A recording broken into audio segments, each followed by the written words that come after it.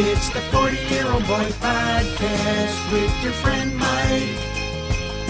It's the 40-Year-Old Boy Podcast that you like, 'cause it's free. Here he comes now.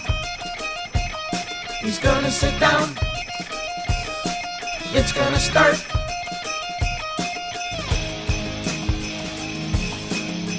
Hey, what's happening? Mike Schmidt, 40-Year-Old Boy Podcast. It's Christmas season, as indicated by that theme song that everybody loves and knows by heart and wants to sing. And let's sing it all together right now. What if I did the words right now? What if you just heard it?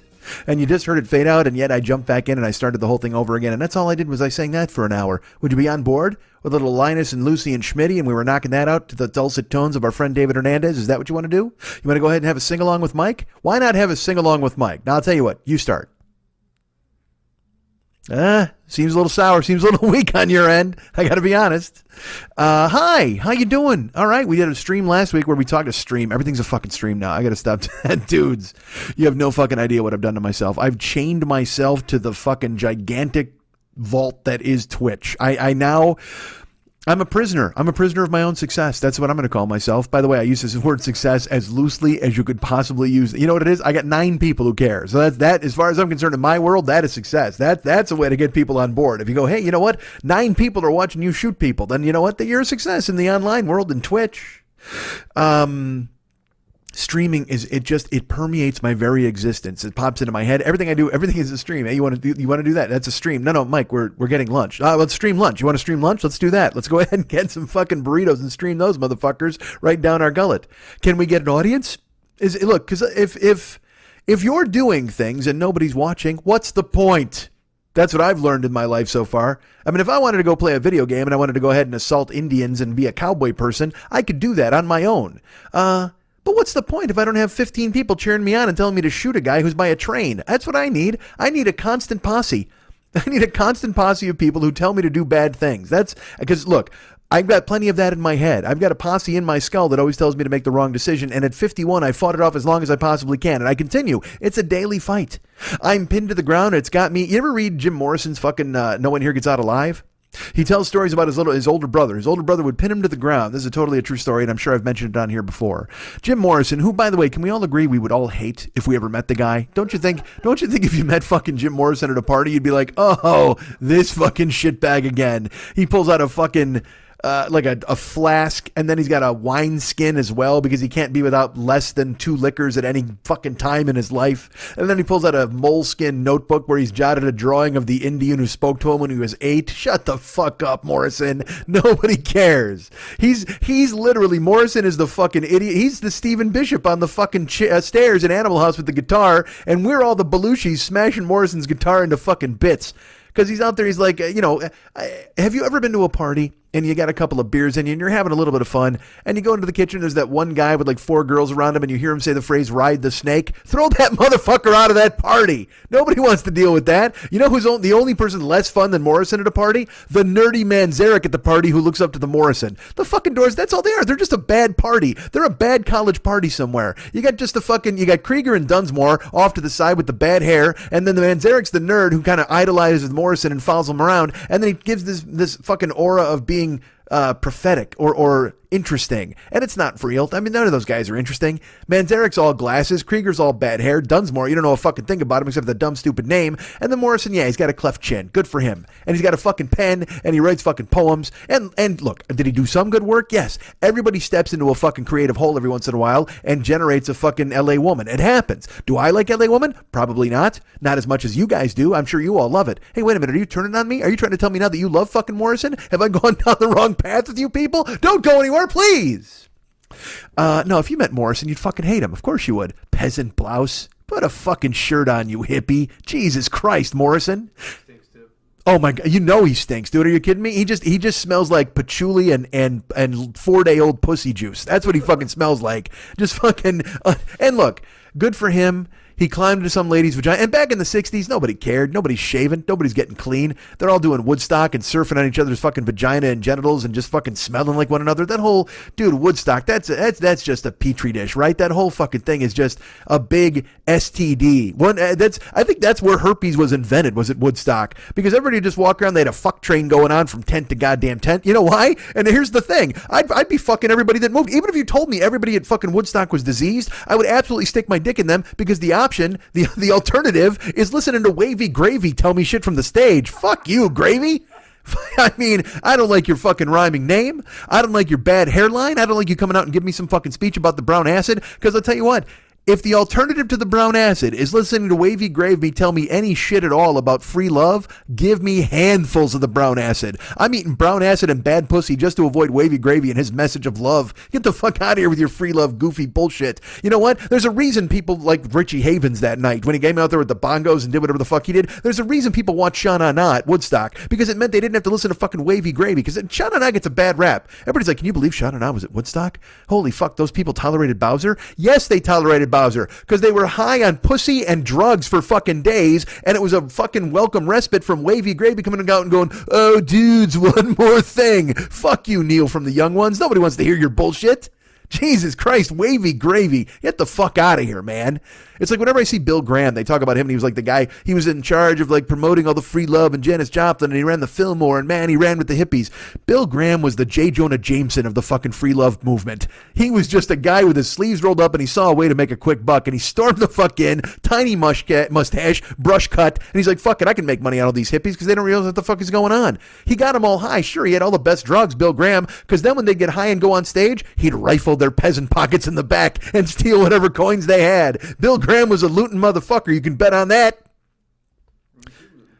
He was a rootin' tootin' lootin' person. Yeah, by the way, for those of you just tuning in, usually this is my voice. It's just me talking on this show, the 40-Year-Old Boy Podcast. Hi, I'm Mike Schmidt. I host this thing.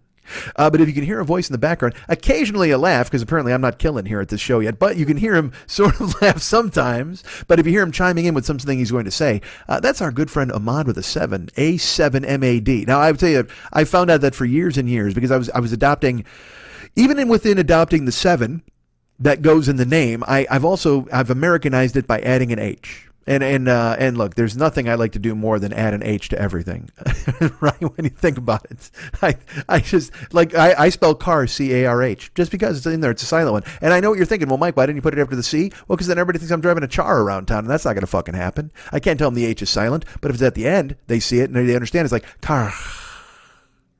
So Ahmad has a 7 in his name, A7MAD, not an H. AH7MAD is what I told everybody to spell it as. But then I was corrected as he came to town, and he's like, nah, dude, there's no fucking H.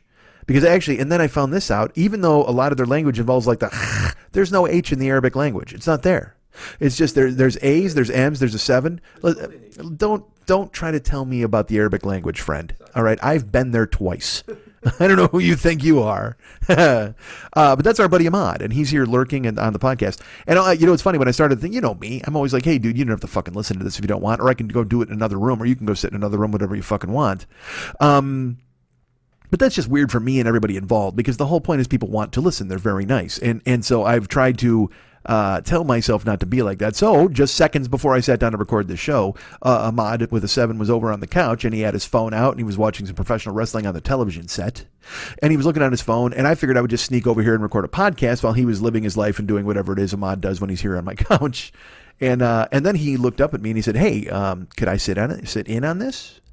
And I will tell you, it made me very happy that he asked that, because I did not think he would have any interest in sitting in and listening to me talk. So, but also there's that instinct inside of me that wants to go, fuck, man, you don't have to do that. You don't want to listen to this bullshit. Nobody wants to fucking come over here. Because that's what I do. It's the dumbest fucking, I mean, I made friends with Ahmad via this show. He used to listen to the Never Not Funny show that I was on.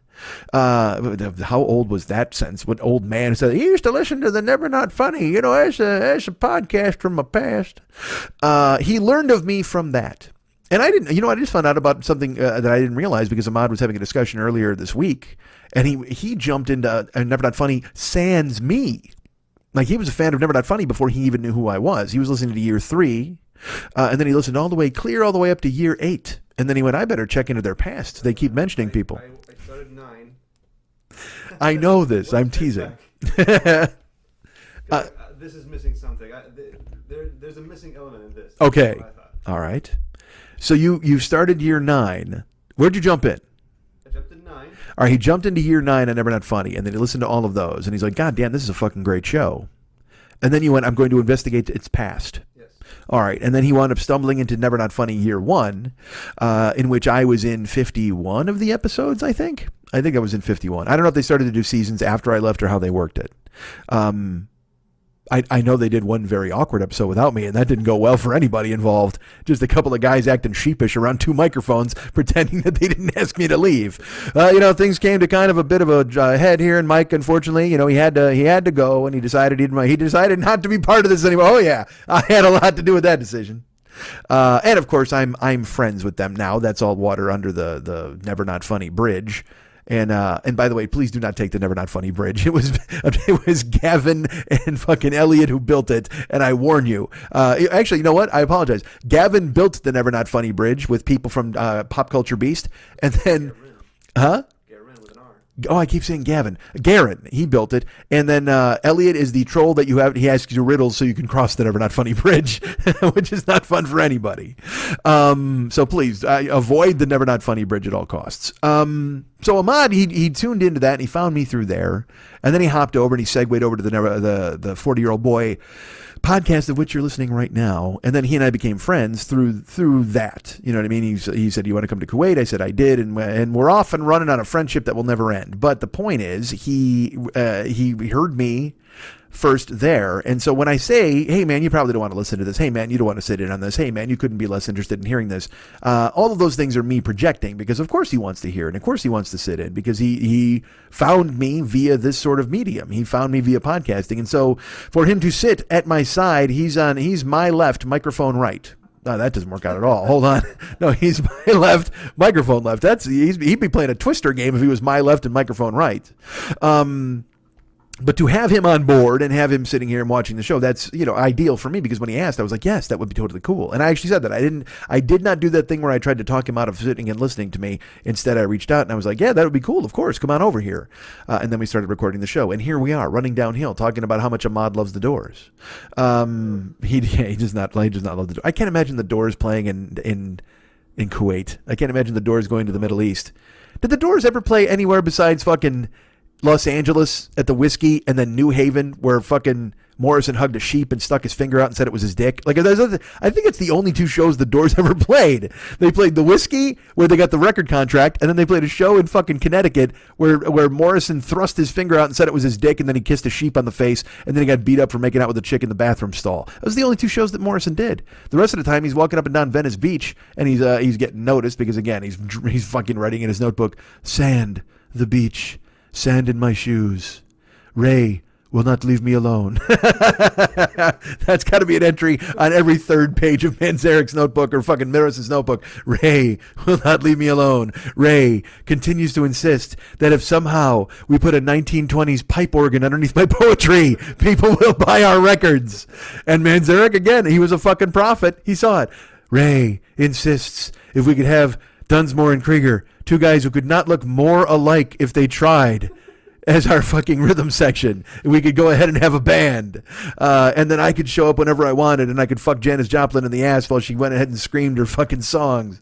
Because, they did that, right? Didn't they have? They had to have some crazy orgy. Like I said, because they're all gross. Look, Janis Joplin, wonderful talent. Janis Joplin, a legend, certainly, in her voice, and she gets it done. But when you see her, don't you think she smells like a dumpster? Don't you just look at Janis Joplin and you just think to yourself, oh my Christ, there's no way. She never saw the inside of a shower unless she was hiding from the man. That's the only way Janis Joplin ever made her way into a shower. She just looks like she stinks. Now, on the other side, and I mean stinks, by the way. I don't want to say that she looks like, well, looks like she could use a good scrubbing. Certainly they all could. But she looks like she actively, aggressively stinks. She looks like she could replace fucking Pigpen and the Peanuts gang. And doesn't that make that show more interesting, really, when you think about it? What if Snoopy's making turkey and Janis Joplin shows up and she stinks and eats the fucking popcorn balls? And everybody's like, fucking Janis. Although you got to think that she'd scissor up with Peppermint Patty right there on the Thanksgiving table, right? If you do a Charlie Brown Thanksgiving and Janis Joplin takes Pigpen's place, she absolutely scissors out with fucking Peppermint Patty. And let me ask you this. All right, I'm going to go on this. Does Marcy enjoy that? Does Marcy take notes and watch? Or does she Is it weird? Is it like when you're with your wife and she's given birth and you're holding her hand and giving her encouragement? Does Marcy just hold Peppermint Patty's hand and try to bring her off while she's scissoring with Janis Joplin right there by the Thanksgiving turkey? Is Woodstock disgusted? Does Franklin turn around and leave? Does Snoopy himself get involved in some weird way? I don't know. But I you know what? I'm looking forward to debating it with you guys for the next half hour. What if I did? What if I broke it all the way down? All right, show opens. There's Charlie Brown. Or if they do Charlie Brown Christmas, where Christmas time is here. And then Janis Joplin shows up at that party with the tree, and then they're all fucking doing the weird dance. And then she stands on Schroeder's piano. Schroeder's playing a tune, and then she's just like, hold on. And everybody's like, what the fuck, Janis? Seriously, it's a Christmas pageant, man. And go take a goddamn shower, stink lines. I'm sorry. I just looked up some Janis Joplin pictures, and she absolutely looks like she stinks. Right, thank you. All right, Ahmad knows. He just looked her up. Wait, did you not know who she was initially? I knew who she, all right, but you'd never really seen her.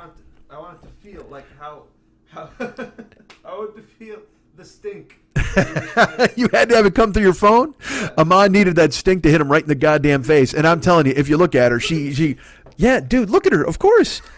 She looks, I mean, she's got, this picture he's showing me right now, she's got one hard nipple and a pelt on her head. That's not a good combination for anybody. And you know she clearly has not seen water for weeks. She's drinking whiskey. And you know what? This is what Janis Joplin did. I don't know if you're aware of this. First of all, she took the blues and raced them to a place no other white woman had before her. But also, Janis Joplin invented the sweat bath.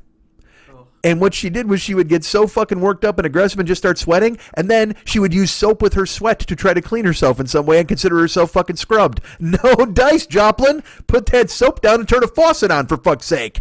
But no, she felt that she invented the sweat bath. That's how I feel about it. And you can look it up. You can Google it. It's right there on her Wikipedia. Janis Joplin invented the sweat bath, in which you work yourself up to be as sweaty as possible, and then you grab a bar of soap and you use your own sweat as the moisture to lather up. Oh, nobody wants a goddamn sweat lather. Jesus, that's disgusting, Joplin. But she did it. That's how she made it happen. That's how she made it work. She invented a sweat bath. That's ridiculous. And Jim Morrison encouraged it. He was right there. And fucking Hendrix just fucking swallowing his own vomit. They all swallowed their own vomit, didn't they? You got to be. That was the finish line for them. You got to be 27 years old and you swallowed your own vomit. And you know what I picture? I pictured Kurt Cobain desperately trying to swallow his own vomit for like the entire year until he just went, fuck it, I got to go shotgun. He tried. He liked symmetry, if nothing else. You know, Cobain is like, all right, I'm in the 27 club. That's fine. How do I get in it? I got to swallow my own vomit. And just the ghost of Bon Scott encouraging to do it. And he just couldn't pull it off, man. He had so many stomach problems anyway. He's like, you know what? Fuck it. I can't throw up. So I'm just going to go ahead and blow a hole in myself. And then, as we all know, Courtney Love came in and cleaned. You know, I've been playing that fucking Red Dead Redemption game. And when you ever go into a house, you loot it, you steal everything. That's what Courtney Love did after she found Kurt Cobain's corpse. She didn't call the cops immediately. She went through to try to steal gold records and whatever the fuck else. She was looking for his Darzapan. Is that I don't know. That might not be a drug. I might have made that up. That might be, I think that's an almond paste, isn't it? Darzapan? Was Kurt Cobain's house filled with almond paste? And then Courtney Love's like, oh man, I got to clean this up. Because you know why? They would rather it look like like a den of iniquity and a drug den filled with shotgun shells and blood than if people realized that he liked fondant and making cakes. What if that was the cake? Oh, we can't kill his legend by having a fucking cake display. What if Kurt Cobain was the original cake boss? What if that was a guy who went ahead, not only did he make songs, but then to fucking, you know, he wore a dress, he threw a guitar in the air, and he fucking yelled, he's the man who sold the world. But he's also, what if he's the man who sold the world and also the man who made cakes in his spare time? That's not a song I want to hear unless Cobain busted out. You know what? If Nirvana did that, got back together with the ghost of Cobain fronting it, and they sang a song called The Man Who Made Cakes in His Spare Time, maybe I'd buy that. Maybe that's a B-side on a Foo Fighters song. I should probably breathe at some point during the show, don't you think? Jesus Christ, I'm talking. You don't think so, Ahmad? You don't think I should breathe? All right, Ahmad knows. But then, you know why? Because you want me to perish. You want me to fucking suffocate and die here so that you can go to my house like you can go through like Courtney Love and steal all my Darzapan/marzipan. I just realized marzipan is the almond paste. I've been eyeing the rice cooker. Oh, dude, I used it today. I made rice while Ahmad was here. Because Ahmad, you know, and also let's talk about this for just a second. Ahmad got here last Wednesday. And I told you guys the story on the air of our dinner at Animal. That was just, oh my God, was it amazing. Well, and he said to me, he's like, dude, this is never going to really be topped this entire time. But I will tell you this, it's not like he and I didn't try to top it or haven't been trying to top it because we're bloated. I mean, there's no other way to put it. He and I don't know what we've done to ourselves. It has just been... We're monsters. That's the only way to put it in a way that you'll understand. We have just been eating non-fucking stop. And I mean, not just, it's not like we're having like a small salad or whatever the fuck. We went Wednesday to Animal, and we came home with Thursday, and I had to pick up my brother in Long Beach Thursday morning at fucking 6 a.m. So we did that, and then I dropped. I said to Lenny. So again, Lenny was hungry, so I looked at him and I talked to him. I go, "Hey, you guys, there's a bagel truck by my house that's really great." After we had that dinner at Animal the night before, and Ahmad's like, "Man, I'm in." And Lenny's like, "Fuck yeah, I love that bagel truck." So we went to the bagel truck that opened at 8:00 a.m. and we walked up. We got there at like 7:58, and the window's closed. And I'm like, "Come on, man, open your window 2 minutes early." But that's fine. I guess I understand it. You're working you're working a job. You don't want to open ahead of fucking time. You got a whole day because it's called, brace yourselves, folks. I'm going to share this with you. It's called Yeasty Boys Bagels. And they fancy themselves, and look, they fancy themselves like kind of the outlaws of bagels. Like the guy who runs the joint. He goes by the name Bagel Lord. I forget his real name. Evan, maybe? And he's super cool. Like the first time I went to the truck, he was there because this truck parks all over Los Angeles, but it never came to the Valley. So I started following them on Instagram, and like 2 months ago, they put up a thing that said, "Hey," it was a poll, and I said, "Should we ever come to the Valley?" And it was like 96-4% yes. So the next week they scheduled a spot in Studio City near my house. So I said, all right, well, I'll check this out. So I went that week, and he was there because it was the big premiere. And I'll tell you what a fucking gold mine. Because when I walked up, there was a line of like 30 people, and I had to wait. And I know you're thinking, you're like, Mike, why do you wait in line for food? You can go up to the fucking street and get a bagel. Well, I'd waited this fucking long. I wanted to try it. So I got in line. I finally got to the front, and I was mad because you order sandwiches. They got all these different sandwiches that they make, and then you can make it heavy, which means they put a potato latke right in the center, a fried potato latke. Yeah, this place is not fucking around, man. So I get to the front, and I had plenty of time to think of my order, and this guy, Evan, took my order, and he could not have been friendlier. But also, like I said, they're young people, so they run their business a little differently. Like, they have a tip jar, but it says, anal bleaching fund. Oh, hilarious, young people. And then right on the truck, it says, Yeasty Boys, bagels, schmears, other shit.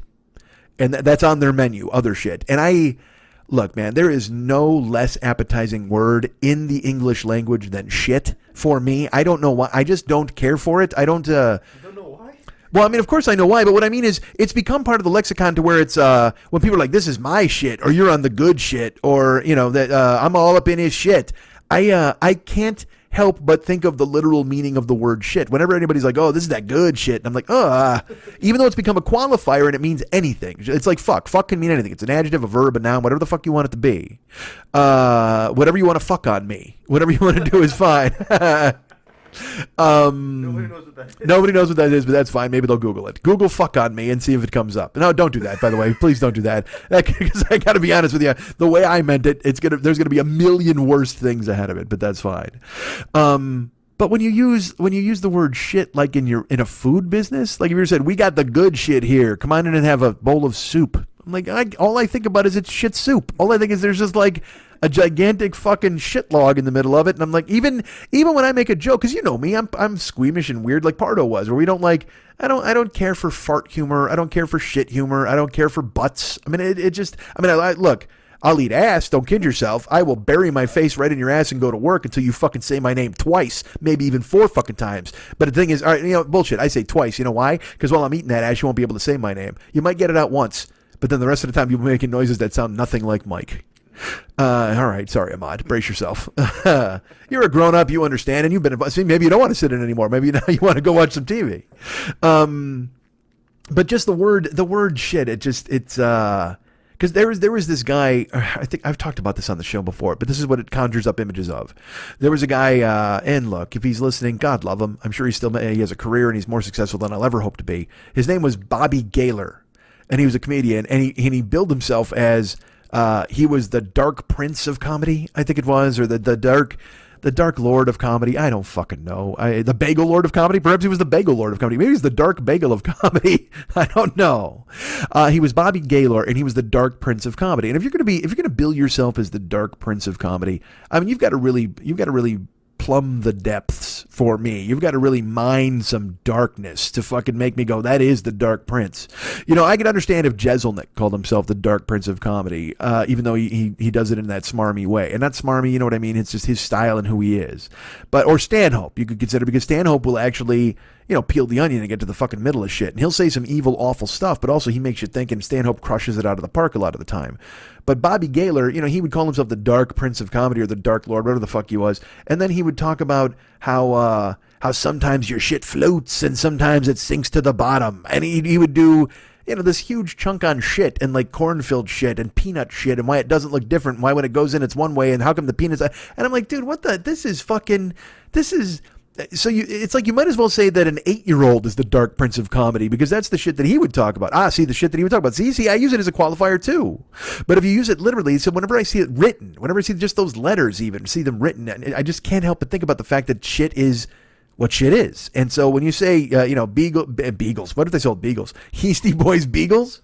It's a mobile dog truck. Maybe I just invented something. Hold on a second. Maybe I invent a mobile truck where I send pets and I sell them off of there. Come and visit my pets and buy them and take them home. I'm guaranteeing I will not have a line. But yeah, Yeasty Boy Bagels, schmears, other shit. And look, I get it. You're edgy and cool, and that's fine. And the guy who runs the joint, Evan, he actually was just used in an ad campaign here in Los Angeles. And I don't know if they're national, but they're big here in Los Angeles because, all right, first of all, they can't be national because this isn't legal everywhere. Weed is legal here. But I don't know if they're legal here, if they're using weed in, Colorado, if MedMen, it's a band, it's a company called MedMen.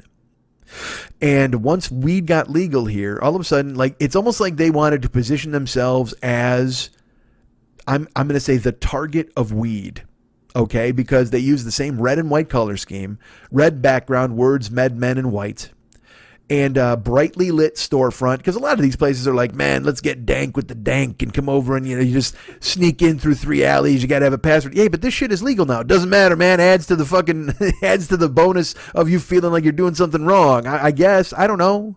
Because a lot of guys, they keep the lights out and there's armed guards and shit. But MedMen was really bright and it's well lit and it's got a big red and white sign, MedMen with weed and all that shit. And there's a line out the goddamn door. So when I saw it in my brain, I was like, these guys are brilliantly positioning themselves to be the weed place. I mean, everybody will have a favorite joint, but these guys, this is the one stop, like, look, if you've got a retail joint, like if there's mom and pop bookstores that you like, that's fantastic, but these guys are the Barnes and Noble of weed. And I'm sure they won't reach the same fate because, again, weed is weed and people are going to fucking want it no matter what. But I could see these guys like targeting the smaller shops and buying them the fuck up and just taking over the whole weed industry. It just appeared to me like that's what they were launching themselves into doing. But they had an ad campaign as well.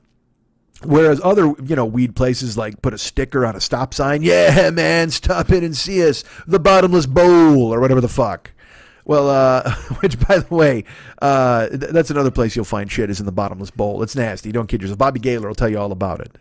But I wound up going to the to MedMen. They've got this ad campaign. I didn't go there, but I mean, I've dropped people off and picked people up for Uber there. But there's this ad campaign. They started to use local Los Angeles kind of celebrities, and they actually used a sport. I forget what they used, a former Laker, and then they used the guy from Yeasty Boys and stuff. So it would say stuff like, entrepreneur, weed smoker, or something like that, or entrepreneur, dank meme collector, whatever the fuck.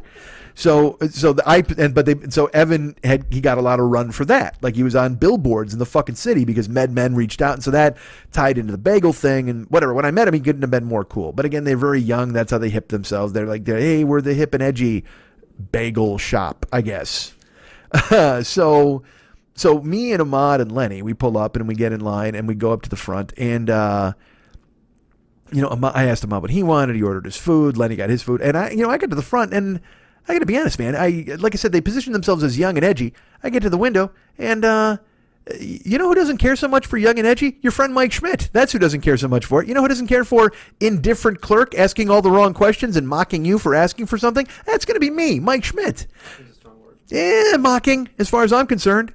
He's at the counter, and Ahmad ordered look, he and I just ordered a few things together. He ordered they got a thing called, I think it's called a Rubenstein. Dudes, they take an everything bagel, a home bake everything bagel. They cut it in half. They flip it inside out. And then they put pastrami and sauerkraut and cheese and Thousand Island dressing on it. And I mean, you want to tear the picture off the truck and fucking eat it. I mean, it just looks so goddamn good. But I've never ordered it because all the times I've gone to the bagel truck, I want breakfast. And they have a thing called the Chetty Wop. kind of like Fetty Wap, because again, young, cutting edge. But Chetty Wap, it's an over easy eggs with cheddar cheese, and you make it heavy. You put the latke in there, and then you throw some avocado in there, and then you just take a nap for 2 days. You choke that fucking thing down, and all you want to do is sleep. It just because literally, it's an egg bagel with over easy egg and bacon and heavy cheddar cheese.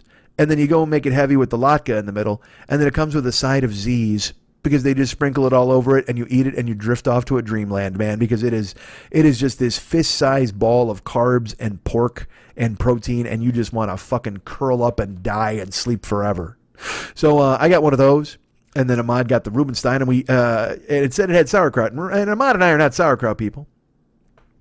So he said, hey, man, can we get caramelized onions on that thing? And the guy looked at Ahmad witheringly, and he's like, we don't have caramelized onions. And look, folks, I've worked in kitchens. I know a little bit about fire and what it does to food. If you have onions and you have fire and you have butter, in literally 2.5 minutes, you will have fucking caramelized onions to put on my sandwich. So don't, to act like we were fools to even think about the fact that you would have caramelized onions on a bagel drove me out of my fucking mind. Now, again, I recognize I am a guy who gets easily annoyed by things, certainly. Even Shannon, this was funny. Shannon. There's something you didn't mention. I'm getting there.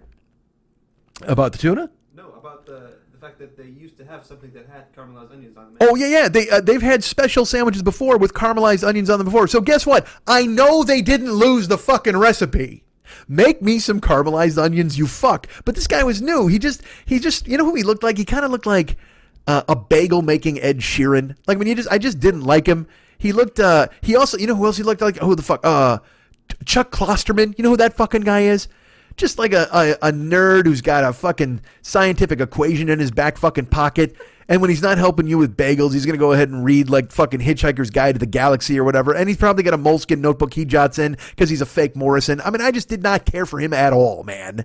But sure enough, he stepped up and he's like, hey, we don't have any caramelized onions, man. And I, like I said, I wanted to step up and just go, dude, if you got fucking fire and you got onions and butter, you got caramelized onions in 2 minutes. That's all you got to do. Fucking fry them up.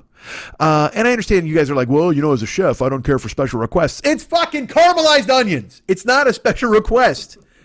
Literally, butter on the grill, throw the onions in a pile, and make everybody else's fucking food. You don't have to, it can take an hour. What the fuck? I know I'm losing my temper here a little bit. Not really losing my temper, losing my mind. But as you know, I get that kind of shit. It just drives me crazy. And it shouldn't. I just look at it as disrespect of the highest degree. And I should not. To the point where I talk to Shannon about stuff and it'll come up. And the phrase used to be, I would always say to her, look, I can get mad at a sink. Like, that's what I always would say to her. And I've said it here on the show. So I'm not kidding. Last week we were talking about something. And I go, so this happens. And yeah, I go, you know me. And she goes, you can get mad at a sink. I go, exactly, Shannon. Now you know. Now you're talking.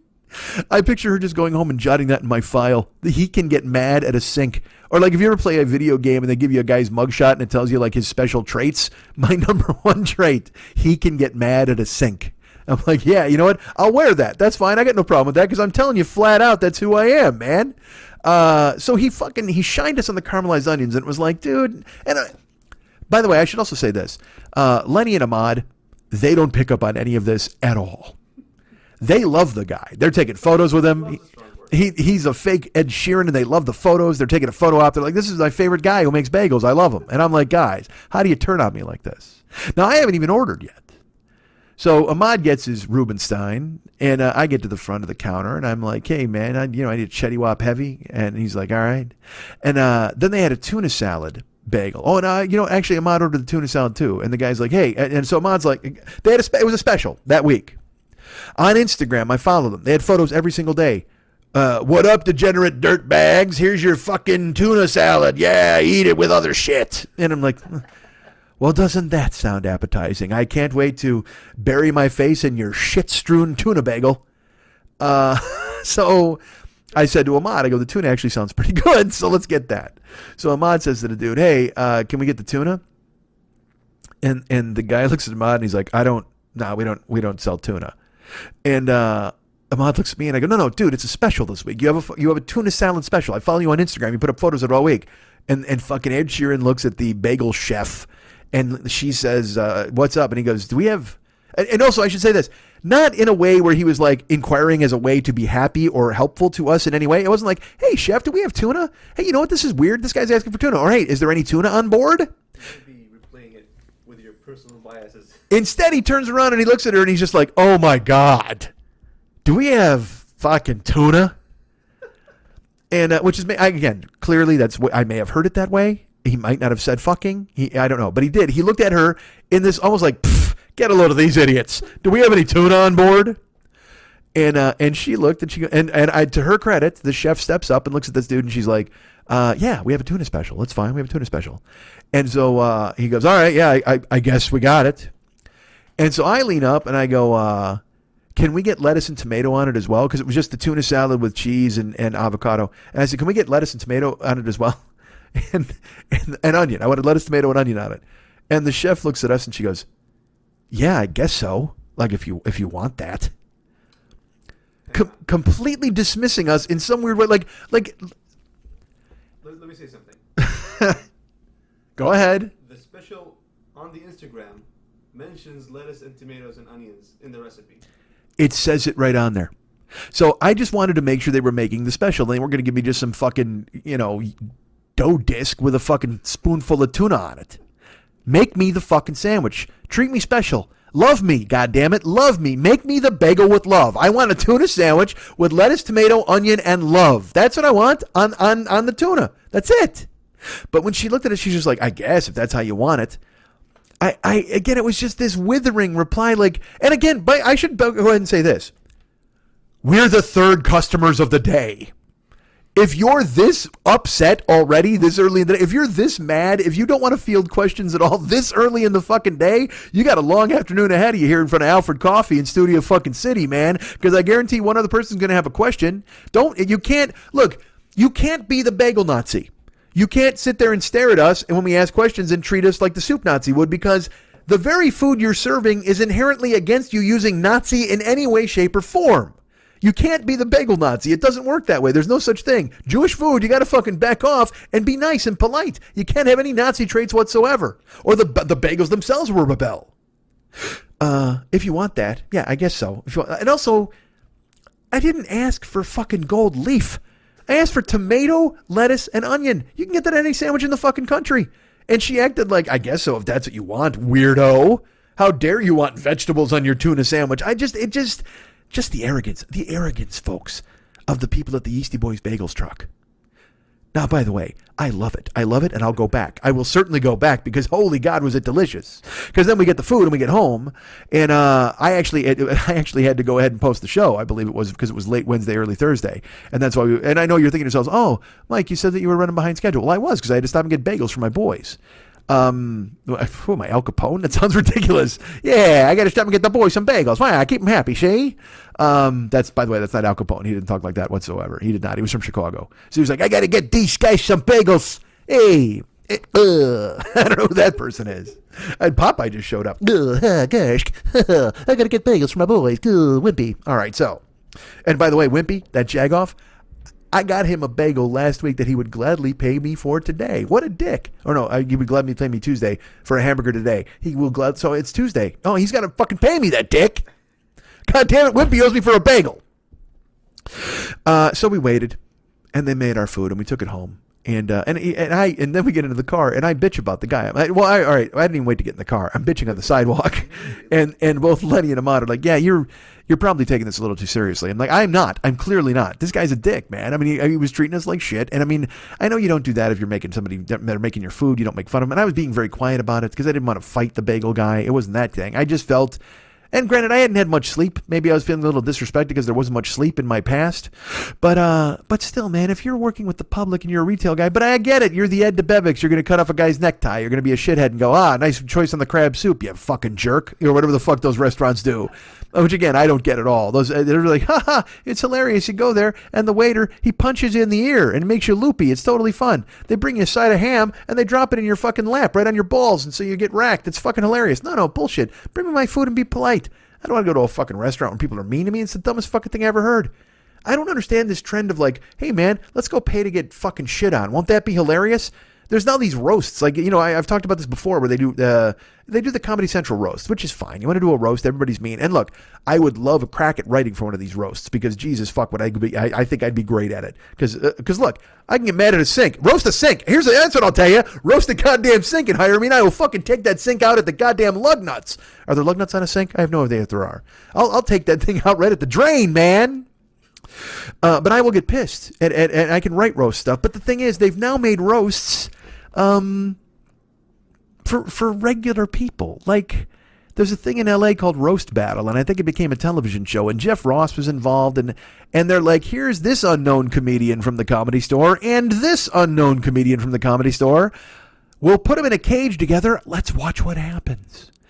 Because comedians already are misfits enough, and they hate everybody, and they're all social fucking professional climbers, and they have to be nice to your face, but then shitty behind your fucking back, and they bury a hatchet right in your spine.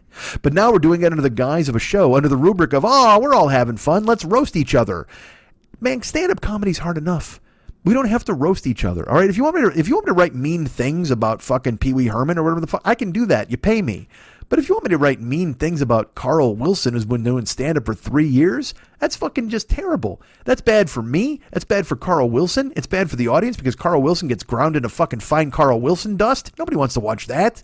I mean, if you're rooting for me to destroy Carl Wilson, which I get, okay, you got to take sides in the roast, and also you just want to hear burns. You're like, aha, burn, man. But that's not healthy for anybody. And that's become this thing now where everybody's just so aggressive and mean. And I don't understand, you know.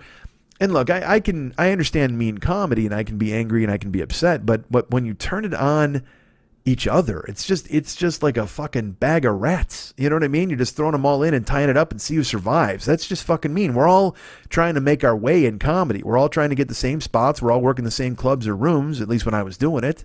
And I mean, it's like I can't even imagine what it would have been like if I would have been at the Laugh Stop growing up and being a comedian, and they were like, all right, Mike, you're going to roast Sam, and Rich, you're going to roast Mike. My buddies Sam and Rich, who I basically ran with, and Kelly, and then we would make fun of one another, because again, I'm not in comedy because I have a real thick skin. Okay, I wish I did. I wish I could say there was a way for me to be the guy who had stuff roll off of him. But as you just heard, I almost punched a woman because of lettuce. I mean, I lost my mind at a bagel truck, and I didn't lose my mind. I'm pushing the agenda there. I never got angry or upset, and I didn't act out in front of them. But I went to Ahmad and Lenny, and I go, this guy's, he's kind of a disrespectful shithead, right? And they're just like, no, he's really not. I go, no, he is. And that was the thing, is I wouldn't drop it. I wasn't mad or aggressive or angry, and I wasn't really truthfully mad. I was annoyed. I was annoyed because things have changed so quickly. And this will sound so dumb, but it used to be, the customer's always right. You do what you can to take care of them. You do all these things. And you just see too often enough now that people are willing to tell you, yeah, no, get fucked. And that's their gimmick. They're the other shit truck, so they can be irreverent and fun, and I guess that's irreverent and fun to some people. But I just want a bagel and a smile. Can't I get that from you, please? Can't I just get a bagel and a smile? But instead, I get a bagel and I get attitude, and nobody wants fucking attitude on a bagel, because you know what? Maybe that's the other shit. Now that I think about it, they got bagels and schmears and other shit. Maybe the other shit is attitude. Because attitude does not taste good on a bagel. I don't care if you got a sesame. I don't care if you got a raisin. I don't care if you got it everything. I don't care if you got a fucking blueberry. Nobody wants attitude on their bagel. But that just started our odyssey. Well, it continued, because it started at Animal, and our odyssey of food has not ended. I mean, when Ahmad comes here, because again, he's a sophisticated man. He's a world traveler. He's been to Chile. He's been to Honduras. He's been to Japan with me. You were all over Europe, correct? Just Italy and Switzerland. He's been, well, fine, Italy and Switzerland. He's been to amazing, fantastic places. But when he comes here, he acts like a guy who's been eating sand and insults for like years and years. Like he couldn't be more hungry and want more of an experience of American food. And That's fucking wheelhouse for me. I'm embarrassed at how much of a fat tourist I am, because people will come in from, I'll drive in the Uber and they're like, what's the cool things to see in LA? And I'm like, here are my 50 favorite restaurants. I mean, I have no culture. You know what I mean? Unless your statue is made out of chocolate, I'm not coming to your fucking museum. I apologize, but thank you for inviting me. Unless you've got the Willy Wonka room with the wallpaper I can lick and taste, I don't have any choice. I want to see your art. I just don't. Although that's a lie. I mean, I would love to do those things. It's just I just don't do them. I go eat. That's what I do. I tunnel my way into a fucking giant hollow bread and I hide there, away from the insults of the general public. But luckily I've got Ahmad, who's now my partner in crime, and he's just like, all right, he wants to go to Katsuya while he's in town, which I'm more than happy to go get that fucking good ass sushi. But we went and got fucking Bagel Truck on Thursday. And then that night we had to pick up, there's a listener to the show, a good guy, I've talked about him on here, Justin. He actually sat in on a show as well once. I was in his hotel room and he sat in. He was on the show, Michael, we like Michael, when I drove Harry Styles' mom around. That was in Justin's hotel room. And so I had to pick him up at the airport on Thursday, and then he and I will have dinner usually when I pick him up. And I actually wrote him, I'm like, look, Ahmad's in town. I don't know if that's your thing, if you want to do that. And I've got to stop thinking that everybody's like me. And they all need a warning about what's about to happen, or it'll upset their world, and it'll spin off the axis, and then they got to wonder about what's going on. Because Justin's like, cool, I'd love to meet Ahmad and go get something to eat.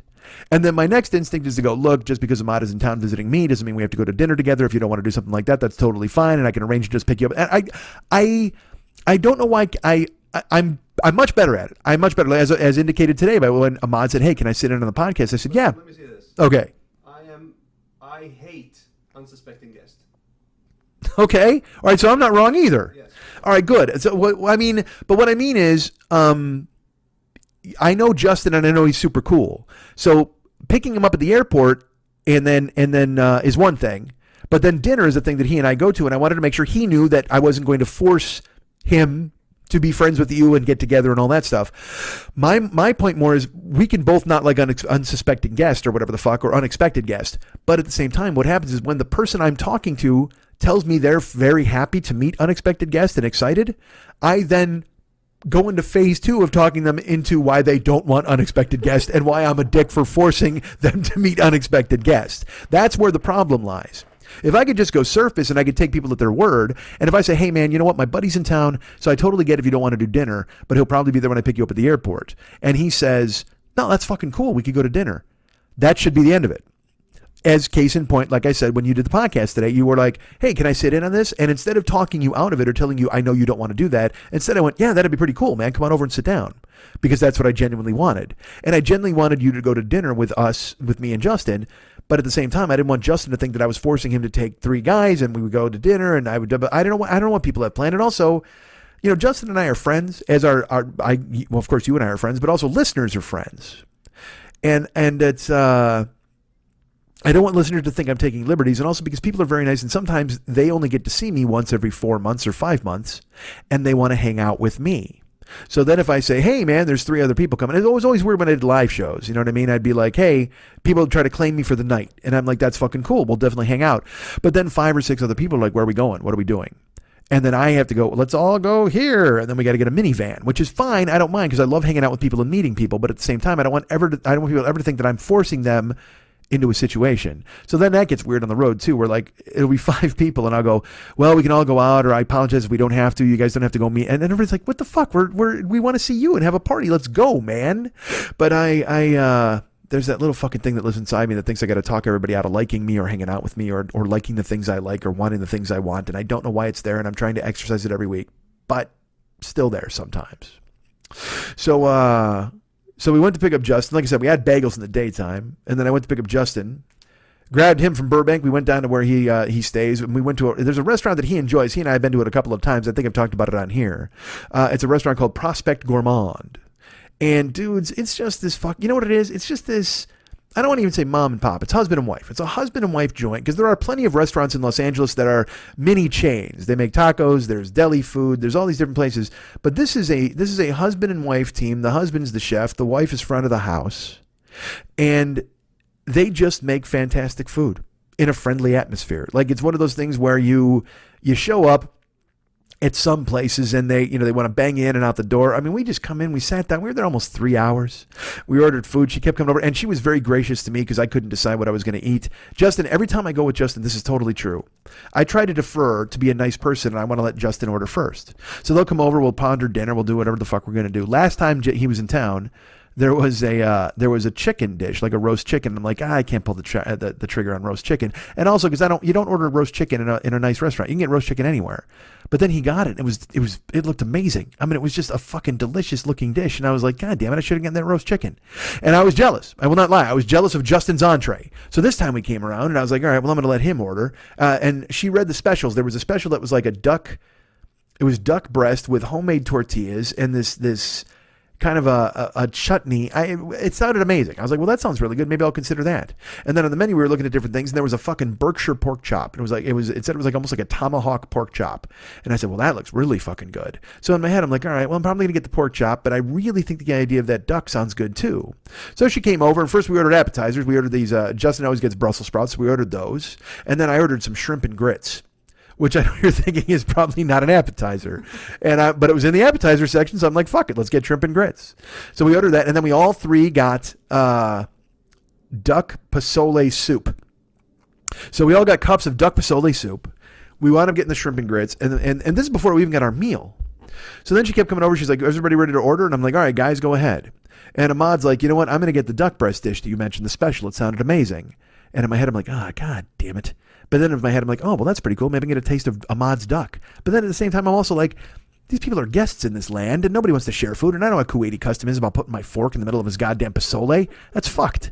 And I don't want to be a jack, but I don't want to ask, too, because I will tell you this. I'm very much I'm open borders, I guess. Let's put it that way. I'm open borders when it comes to food.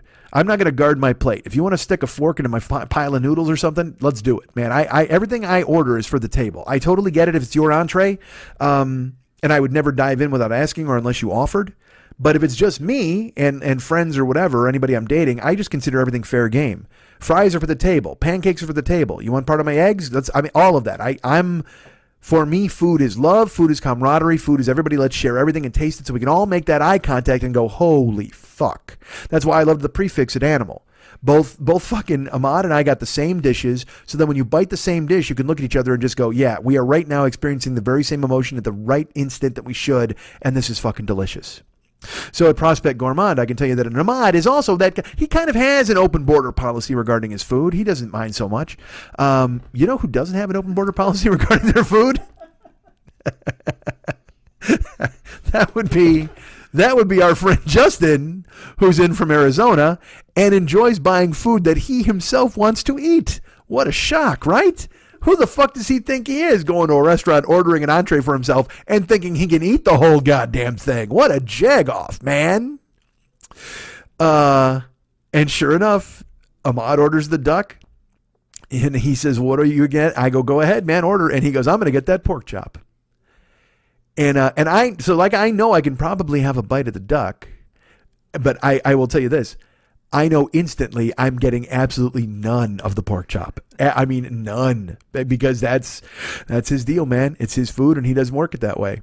But yeah, and look, he ordered Brussels sprouts for the table, but that's because you can scoop Brussels sprouts and put them on your plate. When a plate's in front of him, he's going to surround it with his fucking arms and stare at you like he's eating in a prison lockup. He doesn't even want you to fucking look at his food. He's like, you know what, Schmidt? Your stare is tainting my pork chop. Can you please glance at the wall? Because right now you're souring this succulent meat with your fucking eyeballs.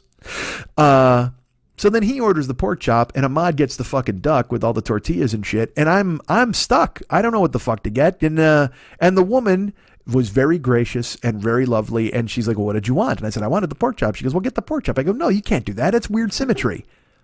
I agree. Okay, you agree, but everybody else, like Justin and the chick, looked at me. They're like, wait, well, no, if that's what you want, go ahead and get it. Yeah, right? To me, you got to have three different things. You know why you got to have three different things? Because everybody should have a chance to taste everything. Oh, but by the way, unless you're at dinner with fucking Justin, who's going to goddamn build a fort around his fucking pork chop. Jesus Christ. Settle down there, fucking General Custer. Nobody's going to fucking steal your goddamn meat. But instead, he's got salt shakers and sugar in the raw and fucking glasses. He ordered 2 other entrees just to stack them in front of his original entree, so I'd have to fight through those. He hoped they would distract me so I wouldn't have a bite of his Berkshire. God damn it. So he orders the pork chop, and I literally didn't know what to order. Because we're still eating, we all ate our duck pasole soup, and we're still working on the shrimp and grits. So we taste those. And by the way, there was kale in the grits, so they were green grits. It was the green, I will tell you this, truly, it was the green grits of home. Stupid. That song popped into my head. But it was green grits, and the shrimp was fresh, and it was so delicious. So I started eating that, and Justin wants none of it. He's like, nah, I don't want any of that. And the reason he didn't want it, he can pretend, he's like, nah, man, I'm not a shrimp and grits guy. But he didn't like it because I stuck my fork in it. I knew exactly that was why. He's like, if you would have used the spoon to take out of somebody, instead you stuck your fork in it. And I guarantee that's why he didn't want it. So Ahmad and I devoured the shrimp and grits, which were amazing. And then she came back and she's like, have you decided what you want? And I go, I really have not, sadly. And she's like, well, get this. She goes, get the chicken you wanted last time, because that was still on the menu. She goes, get the chicken. You were jealous of it last time. And I go, I can't get it. I already saw it. I go, I come here for surprises. Because I'm a fucking weirdo, man. But she, again, gracious, lovely. And she's like, well, honey, what would you like? And, she leaned in. She goes, this is really good. And I said, I'm deciding between the lamb bolognese and maybe even getting that pork chop. I go, but it goes against every fiber of my being to get the pork chop. And she's like, all right, well, I don't know what you're thinking, but honey, whatever you want, I'll come back. And so she left. And then I'm wondering if they're firing up the guys' entrees because they're waiting to see what I'm going to get. And I don't mind if she staggers the dishes, but now I realize I'm probably keeping these guys from eating their fucking duck and pork treasures, and I don't want to be the fucking that jagoff. So I made a decision in my head. I'm like, I thought about maybe getting the lamb bolognese. And it sounded good. It was in like some tortellini, some cheese tortellini, and some lamb bolognese. With some ground lamb inside of it. I was excited. I'm like, all right, I'll get a pasta. And I had asked her about it previously, and she said, that's actually the smallest dish on the menu. And at that point, I didn't fucking care, because I got to be honest with you, I still got a fist-sized ball of bagel in my stomach from the morning, as well as shrimp and grits and duck pasole and fucking Brussels sprouts and everything else. I choked down my gullet. So maybe a small entree is not bad for me. But also, go ahead, think about what I had. Like the previous night, I had that animal menu I ran down to you fucking guys, the meat on that stuff. And that morning, I had a fucking thick-ass bagel with pastrami. I didn't even fucking get into this. We get home to eat the food. Dudes. Ahmad bought the pastrami bagel and we were going to split it, which was fine. But honestly, I really wish I hadn't, because I wanted to stick my cock into this bagel so damn. This fucking pastrami bagel is worth getting fucked. It absolutely was. You should have. I didn't know whether to eat it or fuck it. I had to choose to eat it because it was a splitting situation. But it was this caramelized pastrami, and they threw onions on it for us. Not caramelized, by the way. They had lost the recipe, but they did throw onions on it for us. And the thousand and the upside down inverted fucking everything bagel. Holy shit, was it good? And then the tuna salad was actually really good too, but we would say it needed more onion. And also compared to the pastrami sandwich, Jesus Christ, the pastrami sandwich it literally put its foot on the chest of the tuna and did that thing where it swings its hands side to side like the winner. It stood over it while the tuna was counted out. It was gorgeous. But I ate a bagel with pastrami. I ate a bagel with tuna. I had that fucking fried egg bagel that I wasn't going to eat until later. I left it on my countertop because we couldn't get to it. And then we went out that fucking night, and we wound up getting fucking all this food. And so I go, maybe a small entree is my way to go. Although that's noodles, and then there's grits, and Brussels sprouts are no fucking help because that's just a belly full of fucking pencil shavings. It's just fiber. So then she came back over, and because the lamb bolognese actually came with I forget what it had on the side, like a little kind of a side salad or whatever. And she says, all right, have you decided? I go, you know what? I think I have. I think I want the lamb bolognese, but can I substitute, instead of the salad, can I get the Berkshire pork chop on the side? And she fucking kind of deadpanned me like I meant it, like she thought I was serious. And then she goes, I probably can't bring you a pork chop. But I go, I'm kidding. I'm totally kidding. I just want the bolognese. It's fine. And she went and grabbed my entree, and she brought it out, and we all ate. And I will tell you, Ahmad shared his duck and all of his tortillas with me. And then I will tell you, Justin just cut off a big chunk of pork and put it on my plate. And he's like, go ahead and eat that. And I go, you don't have to do that. He goes, no. And again, I understand. He did not want me sticking my fork into his plate. He didn't want me invading his food country, and that's fine. But he was willing to send some immigrants over the border and have them settle nicely into my food country. That was totally fine. It was almost like a prisoner exchange. I'm like, hey, man, you can have a few tortellini if you want. And he's like, no. And I knew he didn't want it because you know what he is? He's like, I used to tell you that if you want to live and die in L.A., there's a great scene where Willem Dafoe, he gives counterfeit money to Steve Jones. Steve Jones takes it to basically South Central LA, and then he goes back to Steve Jones. He's like, hey man, I need my paper back. And Steve Jones is like, fuck you. And they wind up having a big fight. And then in the next scene, Willem Dafoe is burning the money, the counterfeit money. And his girlfriend is like, why are you burning that? It's still good. And he goes, no good to me after they've handled it. And I had that philosophy for years about my newspapers. I would buy like 2 newspapers and I'd bring them on the bus or whatever the fuck I was when I was a kid, or in a cab or at work. I'd read it in the break room, and somebody would go, hey man, can I see your sports section? And it was very difficult for me to say no because you're working with these people and you didn't want to get a reputation as being a fucking jagoff. So I'd be like, yeah, sure. And then they'd read the sports section, and then they'd lick their fingers and turn the pages, or they'd let the section fall and fold it incorrectly to where they just kind of, or they'd bend it backwards to like look at a statistic and they'd fold it. I mean, I'm just staring at them doing it, and they would come back with my sports section. They go, here you go, and I'd literally go, just throw it out. And they go, what? And I'd have to kind of sheepishly go, no, I didn't care so much about the sport. I had to make up a story because I didn't want to just go, it's no good to me after you've handled it. Your fucking DNA is all over it. You've now creased it. You've bent it in fucking ways it wasn't supposed to be bent. And honestly, it's a mercy killing. Throw out that fucking newspaper, because after you've handled it, I'm sure it doesn't want to be read by anybody else. You fucking ruined it, man. You took that newspaper's virginity, because I haven't even cracked the sports section yet. All you did was you fucking assaulted my newspaper and you took its virginity, and now it's never going to be the same. That was going to be a fucking special moment with me in that sports section. I was going to open it up. I was going to tenderly turn the pages. We were going to love one another. It would always fondly remember me in the distance whenever it was gone ahead and read by other guys. But now you've come along and befouled it with your fucking fingertips. Just throw it in the goddamn trash, because that's what it's worth now after what you did to it. Which seems like a commentary on the sports section itself, and it's not really. I don't mean that.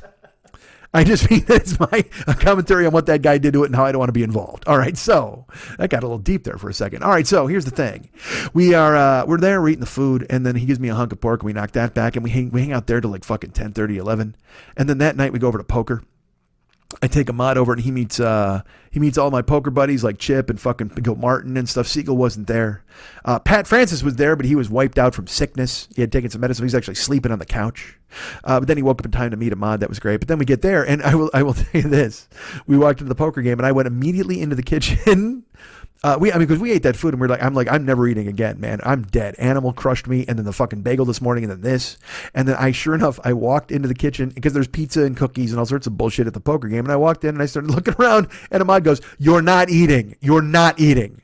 And I'm like, no, I'm not. I'm just looking around. He goes, "No, I'm not asking. I'm telling you, you're not eating." Like he was going to save me from myself. And I go, I might have a cracker. He's like, dude, fuck, you just ate.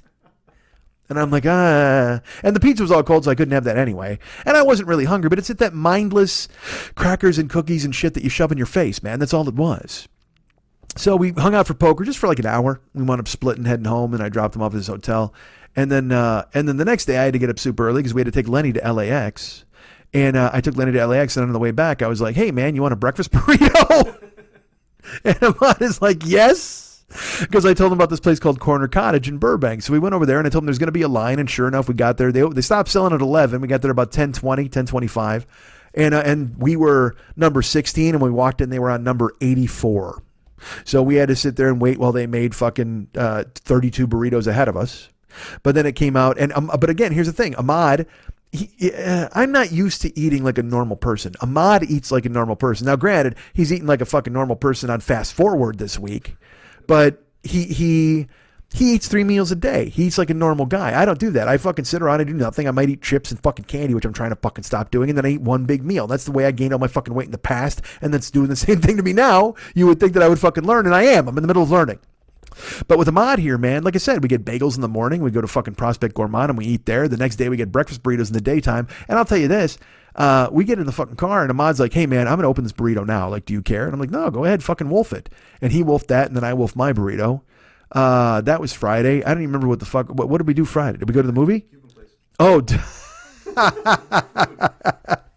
that's right. We got home, we hung around. I streamed. That's when I started streaming. I went live on the Twitch channel, which I'll tell you about later, but I went live on the Twitch channel. I played Red Dead Redemption, did some cowboy bullshit, and people watched and joined in.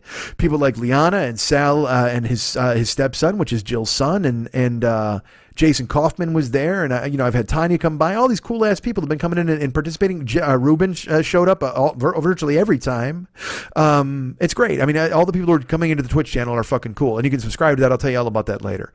But sure enough, we started streaming. We streamed just for like an hour and a half on Friday, and then we had to go take Justin back to the airport.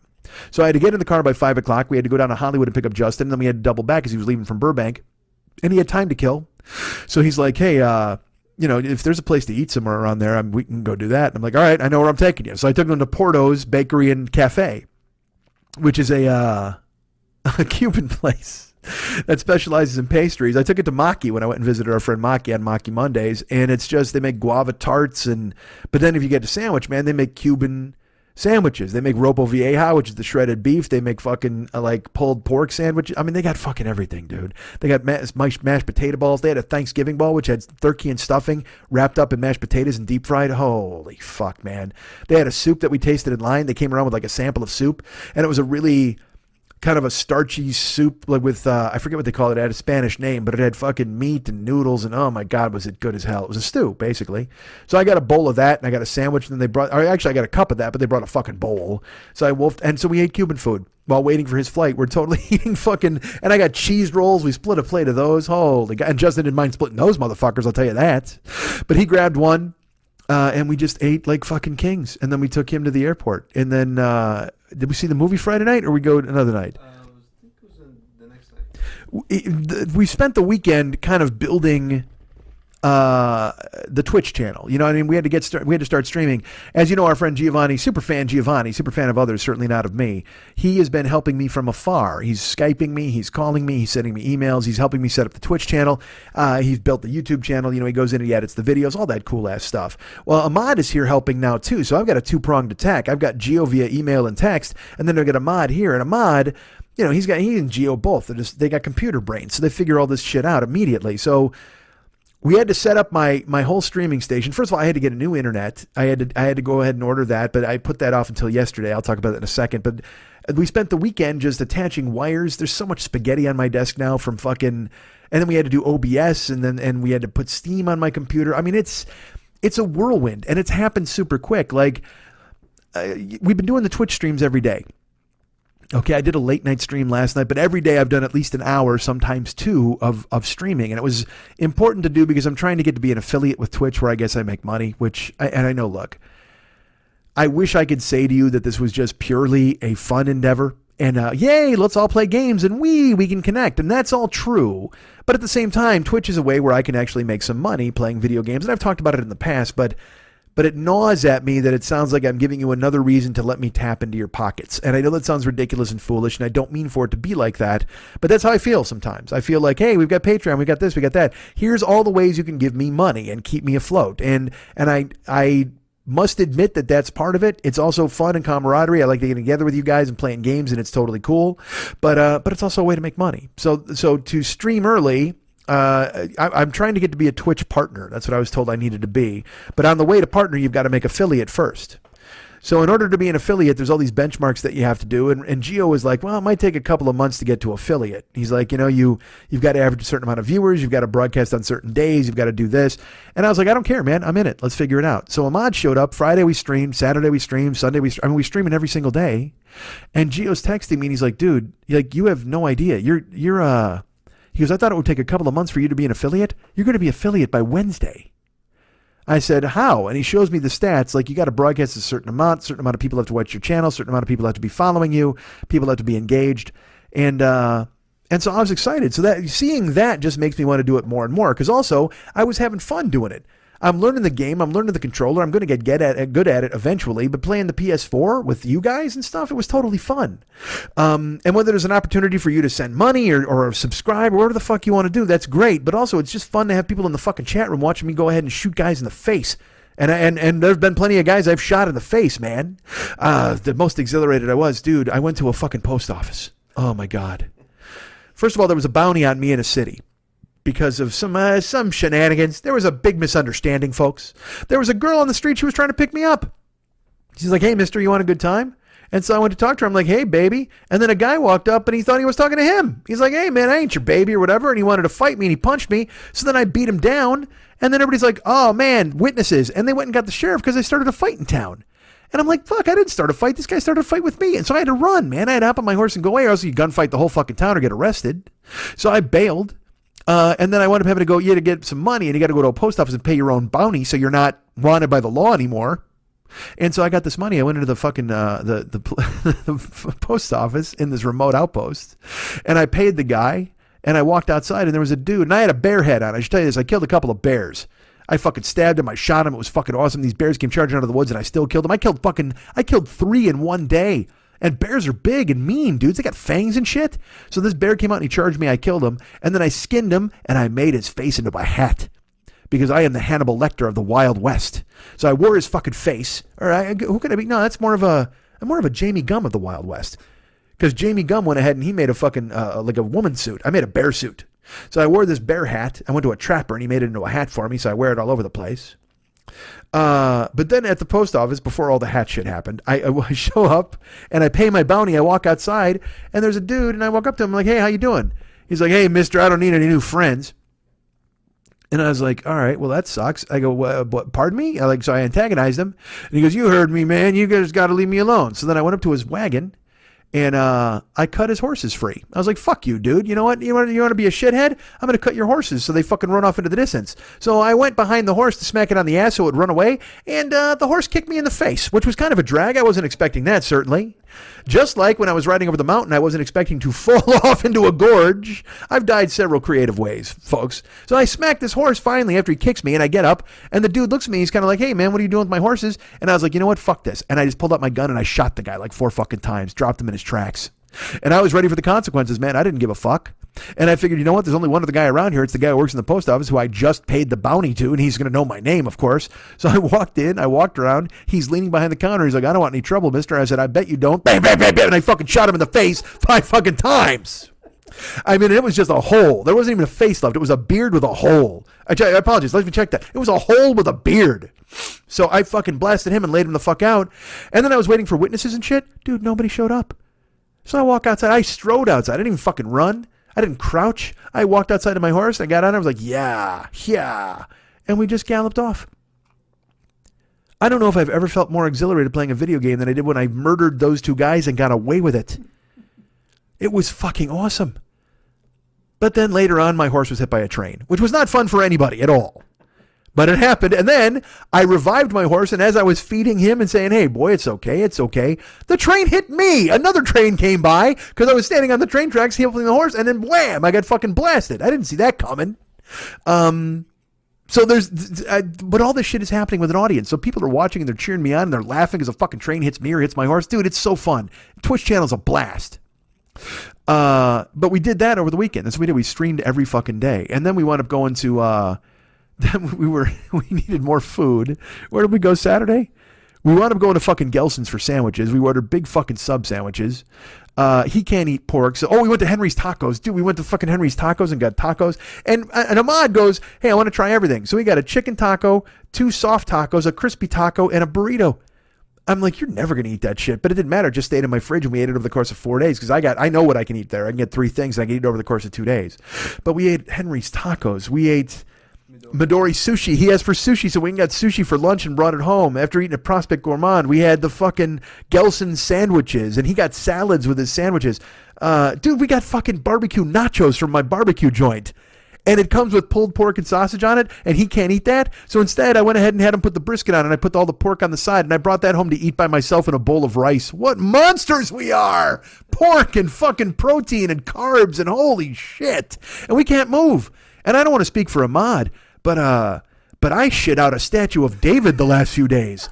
Oh my Christ. And I just talked about earlier in the show, I don't care for that kind of language, but I can't lie to you guys.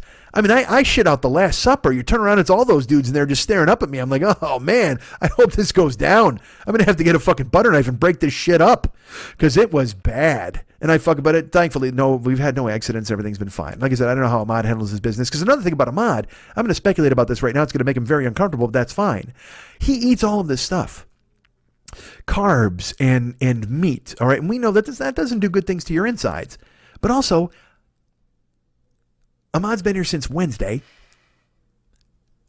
It's been almost a week, just about a week.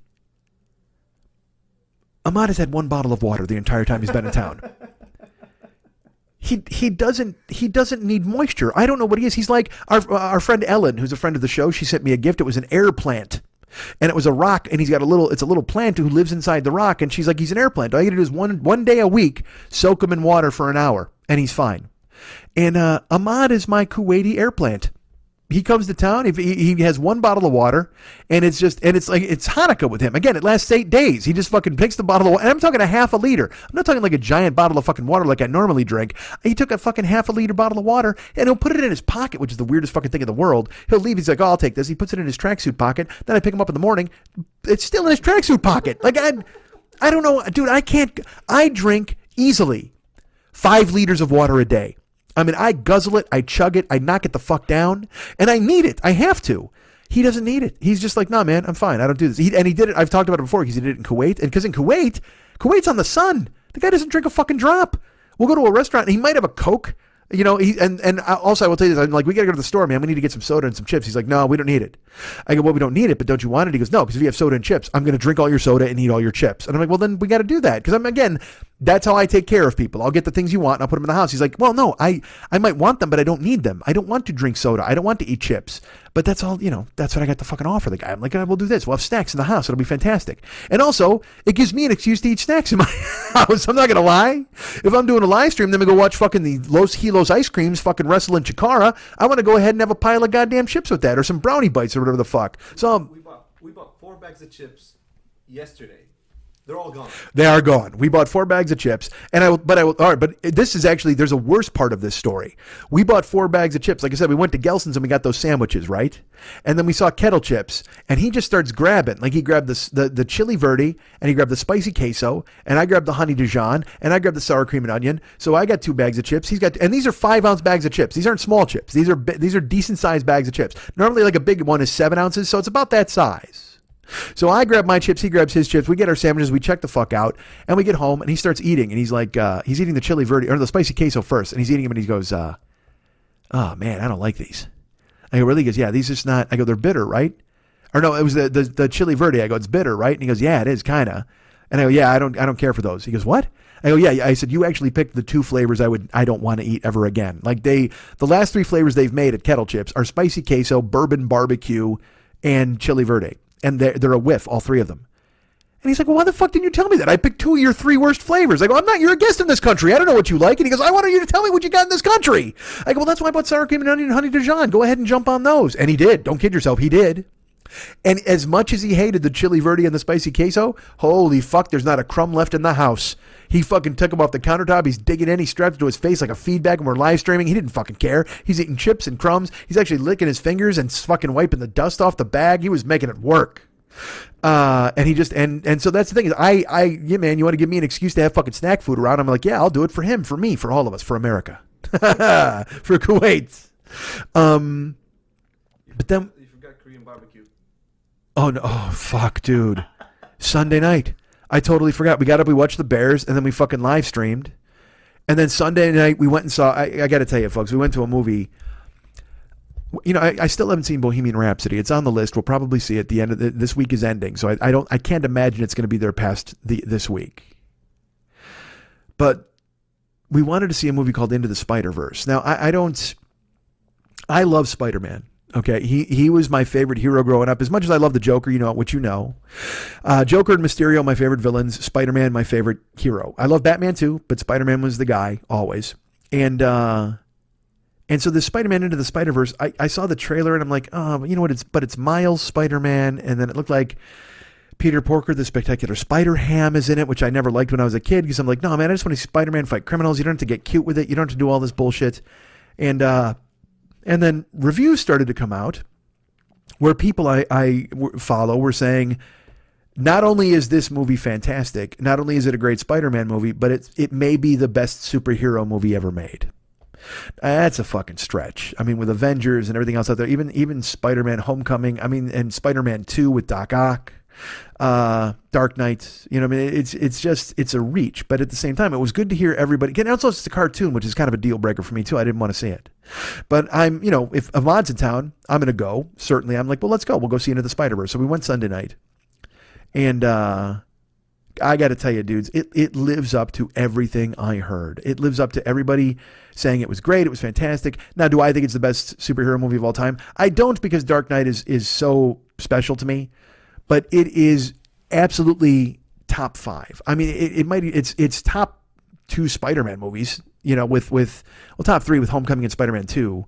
But it's just. But it also, you might disagree. You might think it's the best ever. It's just because with animation they can do so many different things. You can have so many villains. You can have people do things that they can't do with CGI. It's just, and the artwork was phenomenal. They had 3 different animation styles. It looked like 3D. It was popping off the screen. You actually get into the Miles storyline. Peter Parker is involved. There's Spider-Gwen. I mean, I don't want to give anything away because it's one of those movies where you should watch and you should and enjoy surprises. Like, I will tell you this, there was a voice in this movie I did not see coming, and the second it happened, I looked at Ahmad and I'm like, that's blah, blah, blah, blah. And he's just like, maybe. And then the whole movie, it's that person. I'm like, God damn it, that's genius. Genius, because I didn't know he was involved. And then there's another voice later where you're like, holy fuck, that's that guy, you know, that sort of stuff. And you got to stay for the end credits scene. It's just because, and it's worth staying through the credits because the music's so good. And it's the artwork, the plot, the story. You know, I teared up and cried when Aunt May showed up. It's like all these different things. And it's just phenomenal. It's so well done. You have to go see it. It was great. And I'm so looking forward to now going to see Aquaman and being completely disappointed by that fucking bullshit. Oh, good. It's a talking fish with hair. Great. Aquaman. Whee. I mean, I just don't. I'm going to see it because Ahmad's in town, although he's saying he doesn't give a fuck about Aquaman either, really. So we're going to see Bohemian Rhapsody for sure. But I'm sure we'll venture into Aquaman, maybe, possibly, unless we're streaming cowboy shit. But after Into the Spider-Verse, we get out and I'm like, are you hungry? And he's like, I guess I could eat. And I'm like, what do you want? And he's like, well, I got to be honest with you. I really want Korean barbecue. And we got into the movie at like 10:10, but there are places in Koreatown that are 24 hours. So I'm like, oh, well, that's not a problem. So I Googled it. I was like, all right, here's the top 15 places. He goes, well, let's just go to the number 1. And I'm like, all right, cool. This Park Barbecue. So we Google it. They close at 11. And we make tracks over there. We can sit down at 10:30. We walk in. We're like, yeah, we're here for food. And we crack the menu. And dudes, again, it's one of those joints where it's like $159 for one thing of meat or $50 for another. And I looked at it and I look at him and I go, dude, is this what you want to do? And he's like, yeah, fuck it. I'm in. We're all in. We're sitting down. We're eating. So they had these dishes where it was $109 and it would combine 5 or 6 different meats. $149 with the same 5 meats, but then 2 more, like that kind of deal. But it also said everybody at the table must order 1 barbecue item. And I'm like, well, there's no way I'm going to be able to eat 6 fucking different kinds of meat. You know what I mean? That just seems like a lot of dough. And also a lot of fucking stomach room for a guy who probably needs a stomach pump after 4 fucking days. So I look at him out. I go, dude, what do you think? And he goes, well, I'm thinking about this one. And I go, all right. I go, I guess I'm thinking about that too. And he goes, what do you mean? And I go, why? It says everybody has to order 1 barbecue thing. And that's the cheapest one. So I'm going to go ahead and stay to that. He goes, no, dude, we can split that. I go, no, it says right on the menu, everybody needs to order an individual thing. And he goes, no, that would be if you're ordering individual dishes. But if you're getting a group of dishes, then we can split that. And then the person came over and said, and Ahmad was right, thankfully. And then they just started bringing food. And they brought fucking Kalbi and short rib and I mean, it was just insane. And then, of course, if you eat Korean barbecue, it's not just about the meat. They bring you the meat, and then you forget, they bring you fucking 17 side dishes. So there was like a cold beef, potato, and green pepper stew. There was dressed greens. There was this, squid and peanut salad and a spicy sauce, which fucking Ahmad hated and I wolfed the fuck out of. And then they brought the meat over, and they're coming over, and they're just cooking meat and putting it in front of you, and it's just... I mean, you're just eating it like Pac-Man. It's just in front of you like fucking meat dots. And you're walking around just chewing the fuck out of all of it. It's so delicious. And then it came with like a side salt and some sauce and soy and a lot of other things that began with S. And man, was it fucking great. So damn good. But again, it was just another fucking way station in my colon. Just another fucking reason for my lower half to go, dude, what the fuck is going on upstairs, man? My basement is just like, Jesus Christ. Fellas, we're filled to bursting down here. I got news for you. The luggage car is full. People now need to do carry-on from now on. But man, we had that. And then after the Korean barbecue, which was Sunday night, like Monday, we were just like, all right, we got to slow the fuck down. Because also I had a fridge full of leftovers, man, because there was like stuff that we didn't eat. And he can't eat pork. So my Cuban pork sandwich is still in there, my ham sandwich from fucking Gelson's. So I gave him all the Henry's tacos that we had left. It was like a negotiation. I'm like, all right, I'll eat the pork stuff. You can take the bullet on this stuff. And it's just been a fucking incredible journey full of Spider-Man and pork and carbs. And it's just the best. We've had the fucking greatest time. But we are monsters. There is no doubt. You cannot argue with the fact that we are live streaming, gullet shoving, burrito, brisket, fucking bagel, all of foods that start with B eating monsters. And it's been, you know what, there's another B, because it's been the best fucking time. I am so happy Ahmad came. I'm having a great time with my friend. I actually looked at him. He was at the table once. We're sorting shit out on the desk, and I just looked at him and I go, I'm glad you're here. And he said, I'm glad to be here. I said, it's fun having a friend. And he said, I'm enjoy being your friend. And you know, I couldn't think of a better time than Christmas time. And you know, he keeps saying, because he has an open-ended trip. He's like, well, I got to figure out when I'm going to leave. And I'm like, you're not leaving, man. You're fucking staying. We got so many other foods that begin with B to eat, especially during the Super Bowl, that we got to choke that down. But it makes me happy that my friend is visiting me, and I'm glad he could share this entire experience. And I'm glad I'm able to tell you guys about it. Because I always love coming to see you guys. I love when people like Justin come to town. But to have him out here for a couple of weeks, and not only for him to be here as a friend, not only for him to be here and enjoy the live streams, and we laugh and we watch wrestling and we eat chips and we goof around and we get to be friends. And he's helped me too. Not only has he just been my friend and hanging out, but he's helped me with the stream. He's helped me hook stuff up. He helped me learn this. He told me about another game that I should play, this game called The Legend of the Obra Dinn or whatever. And so we looked at that, and he's able to sit down at the computer and go, and also he stops me because I get all fucking frustrated. We had the fucking guy come and put in the internet yesterday, and he's like, all right, I got to nail a bunch of stuff, and then the modem didn't work, and I'm like, fuck, so I guess I'm just fucked. And Ahmad's like, Mike, it's fine. Slow down, dude. Slow down. So it's nice to have a guy here to fucking go, hey, dude, you know, it's Ahmad is the Schmidt whisperer. If I get out of line, he just fucking goes, tss, tss, tss, snaps his fingers, and he holds out a handful of treats, and I eat them. Then he solves the problem, and I'm lucky to have him, and I'm happy, and I hope he never goes home. You guys can get me at MikeandMikeSchmidtComedy.com. You guys can be my friend at Facebook.com/the40year-old-boy. You can follow me at Twitter.com/the40year-old-boy. You can also find me at Instagram and Snapchat. Have I mentioned that? I think I have in the past, but maybe not now. You can get me at both of those places. My address is Mike40YOB. That's Mike40YOB at Instagram and at Snapchat. Now, I'm going to insert this here because I think it belongs. You can go to the YouTube channel and find me there. There's the 40-Year-Old Boy YouTube channel. You can watch listen to the podcast, find old comedy stuff. But also, Gio has been gracious enough to start putting up streams. He's editing them for best of content, and he's putting them up. So even if you don't get to attend a live stream in Twitch, you can watch it on YouTube and then go, you know what, that looks like fucking fun. I want to join Mike live, and that's what we want you to do. You want you to come in and see what I do and have fun with us. So if you do the YouTube thing, go ahead and check out the live streams. And then join us at a live stream on Twitch. Right now, I've been streaming pretty much every day at 3 o'clock in the afternoon. I'm going to think of a schedule going forward because it's all a work in progress. We're testing. I'm learning the controllers, but I'm getting better at it. Every single time I sit down, I have more fun. People jump in. I get to engage with people in the chat room. It's fucking fantastic, man. And I get to play the game and you get to watch. So do me a favor. Go ahead and follow me on Twitch. Go to twitch.com/the40year-old-boy. That's all of it. THE40 and then year-old boy. My name on there is, Mike40YOB, but you want to go to the 40-Year-Old Boy channel, twitch.com/the40-year-old-boy, and follow the channel. You can also subscribe via Amazon. You can subscribe for, there's all sorts of different money amounts, but if you go do a Prime subscription, I'm sure Twitch will walk you through it. I don't know just yet because I just made affiliate. Because again, like I said, Gio thought it would take months, a couple of months. It took fucking 6 days. Not even 5 days. And now I'm an affiliate. So you can come, you can subscribe, any follower. I wind up getting money, and I can't describe to you, as I've said to you many, many times, there's no greater privilege in the world than getting paid to be yourself. And being able to play video games and engage with you guys and laugh and have fun. If I can ever get to the point where that takes the place of driving, Do you know how unbelievably happy I am? Do you know how many somersaults I'll do? It'll be fucking fantastic. And all of you are making this happen. Gio is making this happen. Ahmad is making this happen. And I'm grateful to all of you for going ahead and following with me and turning this into what I think it can be, something very successful and fun. That's more than anything. It's going to be fun for all of us. So go to twitch.com/the40year-old-boy.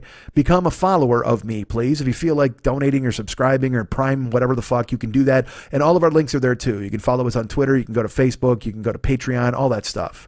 But please do that. That'd be great. I'd appreciate it. The Twitch channel exists and we want you to be a follower. And we want you to come along for the live streams. It's totally great. Ryan Dirks does all of the web stuff for this show. As I've mentioned, all of the website stuff for this show. And he's cool. You can find him at facebook.com/Ryan Dirks. He's pretty great. And also I mentioned Superfan Gio, not superfan of me, but superfan of others, certainly. You can find him at his own podcasts. He's got the GIO Get It On podcast. You can go ahead and check that out. Follow that. It's in the iTunes store, please. And also you can find him at his own YouTube channel called The Love Between the Two Hosts. Go ahead and subscribe to that. And also he's doing all of the Loveline stuff. Dude, in addition to all of his work and all of his regular work and all of the Loveline work and all the work for us, I mean, he's taking care of his dog. He's getting it done and making it happen. And I'm proud that he's my friend. And I'm glad that he decided to help me. So please go to his channel, The Love Between the Two Hosts on YouTube. And also check out all the Loveline stuff he does for Adam Carolla and Dr. Drew Pinsky.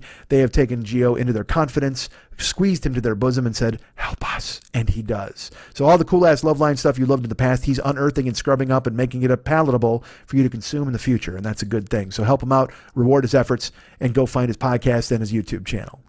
And also David Hernandez, as you know, does all the music for this show. He does artwork and all sorts of cool stuff. He's been unleashed on some concepts. We've discussed Twitch and he's getting involved and it's going to be fantastic. I'm excited for it. But if you want to see the work that he does now, you can go to artbydmh.com and check out his website, see all the cool stuff he's done in the past. He's done Gycons, he's done Valscapes, and he's done a lot of personal work and professional work for people who listen to this show and hire him to do so. You can contact him. First of all, be his friend at facebook.com/DavidMexHernandez. And while you're there, reach out to him and say, hey man, what artwork can you do for me? If you have ideas that you want implemented, bounce them off of him and he can make them work. The guy works in watercolors, he works in oils. He works in you know what he will not do? He will not sculpt you a statue of David out of my shit. That will not happen. That's me, baby. That's all me. You want that to happen? Go ahead and contact me at shitbymgs.com. But if you want to go to artbydmh.com and let him do fucking amazing stuff, Christmas is upon us. I don't know if he's going to be able to turn things around in time for Christmas because it is almost a week away? 2? Yeah, not even. Jesus Christ. Less than a week away. But maybe if you have something small, he can do it. But contact him at facebook.com/DavidMexHernandez and get him on board with whatever you want. Or if you want something for the new year, you can go ahead and do a centerpiece for your table. Whatever you think that you can need done, contact him and he'll tell you whether or not he can do it. And I can tell you this, he is the man who can do it. If you need something done and he has time and he's got the wherewithal, and he's got the elbow grease, he'll definitely get it done. And if you want to see the quality of his work, go to artbydmh.com. That is artbydmh.com.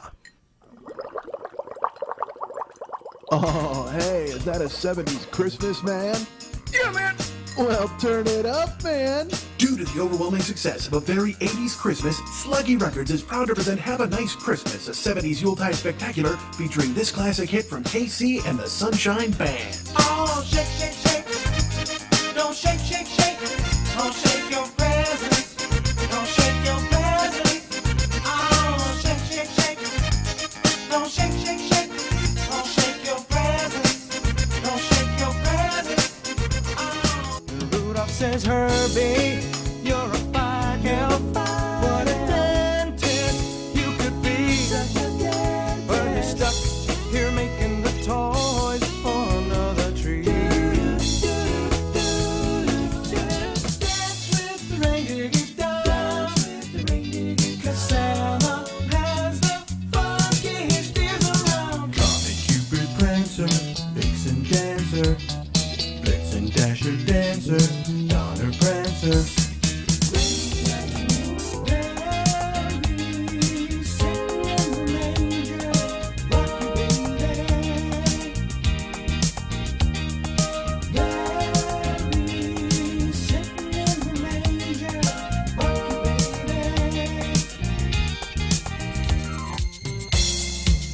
Merry Christmas! Merry Christmas!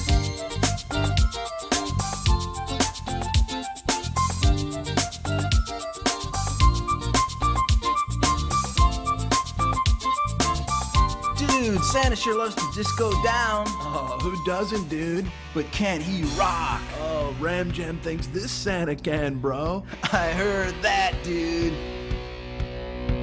Oh, Black Santa, ram-a-lam, whoa, Black Santa, ram-a-lam, Black Santa's on the job, ram-a-lam, because he's no slob, ram-a-lam, all the inner city kids, ram-a-lam are gonna flip their lids, ram-a-lam, whoa, Black Santa, ram-a-lam, whoa, Black Santa, ram-a-lam. That's just a drunk old fat guy in a red suit, and I don't wanna sit on his lap, telling me the pictures will be so cute. That ain't Santa, and I think you're full of crap. And they said, spin that funky dreidel, Herschel. Spin that funky dreidel now. Spin that funky dreidel, Herschel. Play with that dreidel and have a happy Hanukkah this year. Man, I can't sleep on Christmas Eve, dude. Neither can the Bee Gees, bro. Waking up my brother, getting scolded by my mother, but I'm staying awake, staying awake.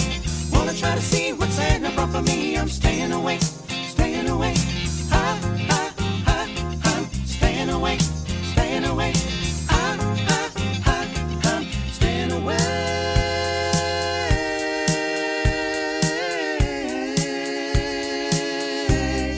Till Santa comes. Who's a cat with a sack filled with toys upon his back?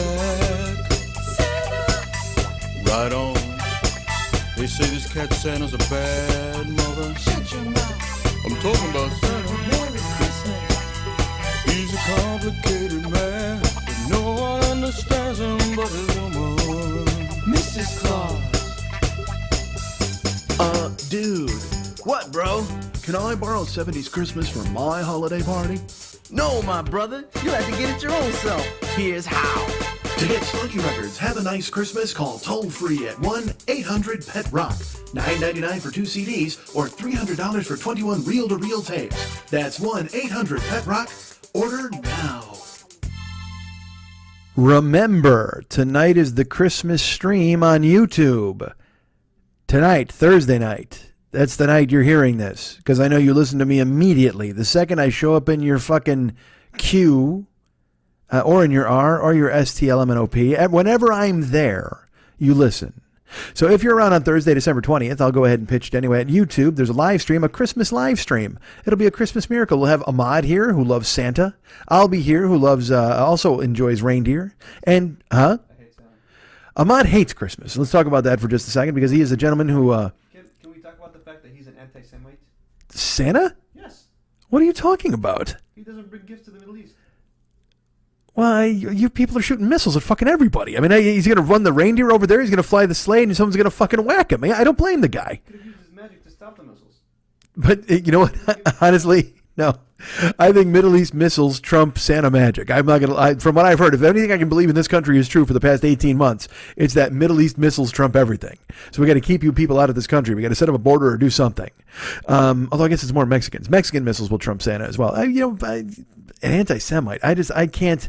Look, man, he's got a white beard. He's a nice guy. He's mean to reindeer. There's no doubt. When he was mean to Rudolph's dad or Prancer, whoever the fuck that was. I don't know. And then he's like, nice nose. Keep your fucking kid at home. It was shitty. There's no doubt. Well, he doesn't give a shit about Jews or Muslims. Well, no, you guys don't give a shit about him. He tried. He came to your country several times. He's like, here's some gifts. And everybody's like, who's the fuck is this guy? Hey, dude, you told me, Mike, you can't get into Saudi Arabia. You think Santa can? I mean, yeah, he's got magic, but I mean, if I couldn't even get into the fucking country, I'm a normal dude. They're not going to let some magical fucking white Christian guy in. They're like, no, we can't have him. And also, he probably lets Mrs. Claus drive. You guys don't like that over there, do you? Well, all right, you do. Yeah, you're Kuwait. You're a totally different thing. You're just like America Junior in the middle of the Middle East. You're in the Middle East. But the live stream is tomorrow. And Ahmad, who every time I drive by Christmas decorations, goes, I think your country is hilarious.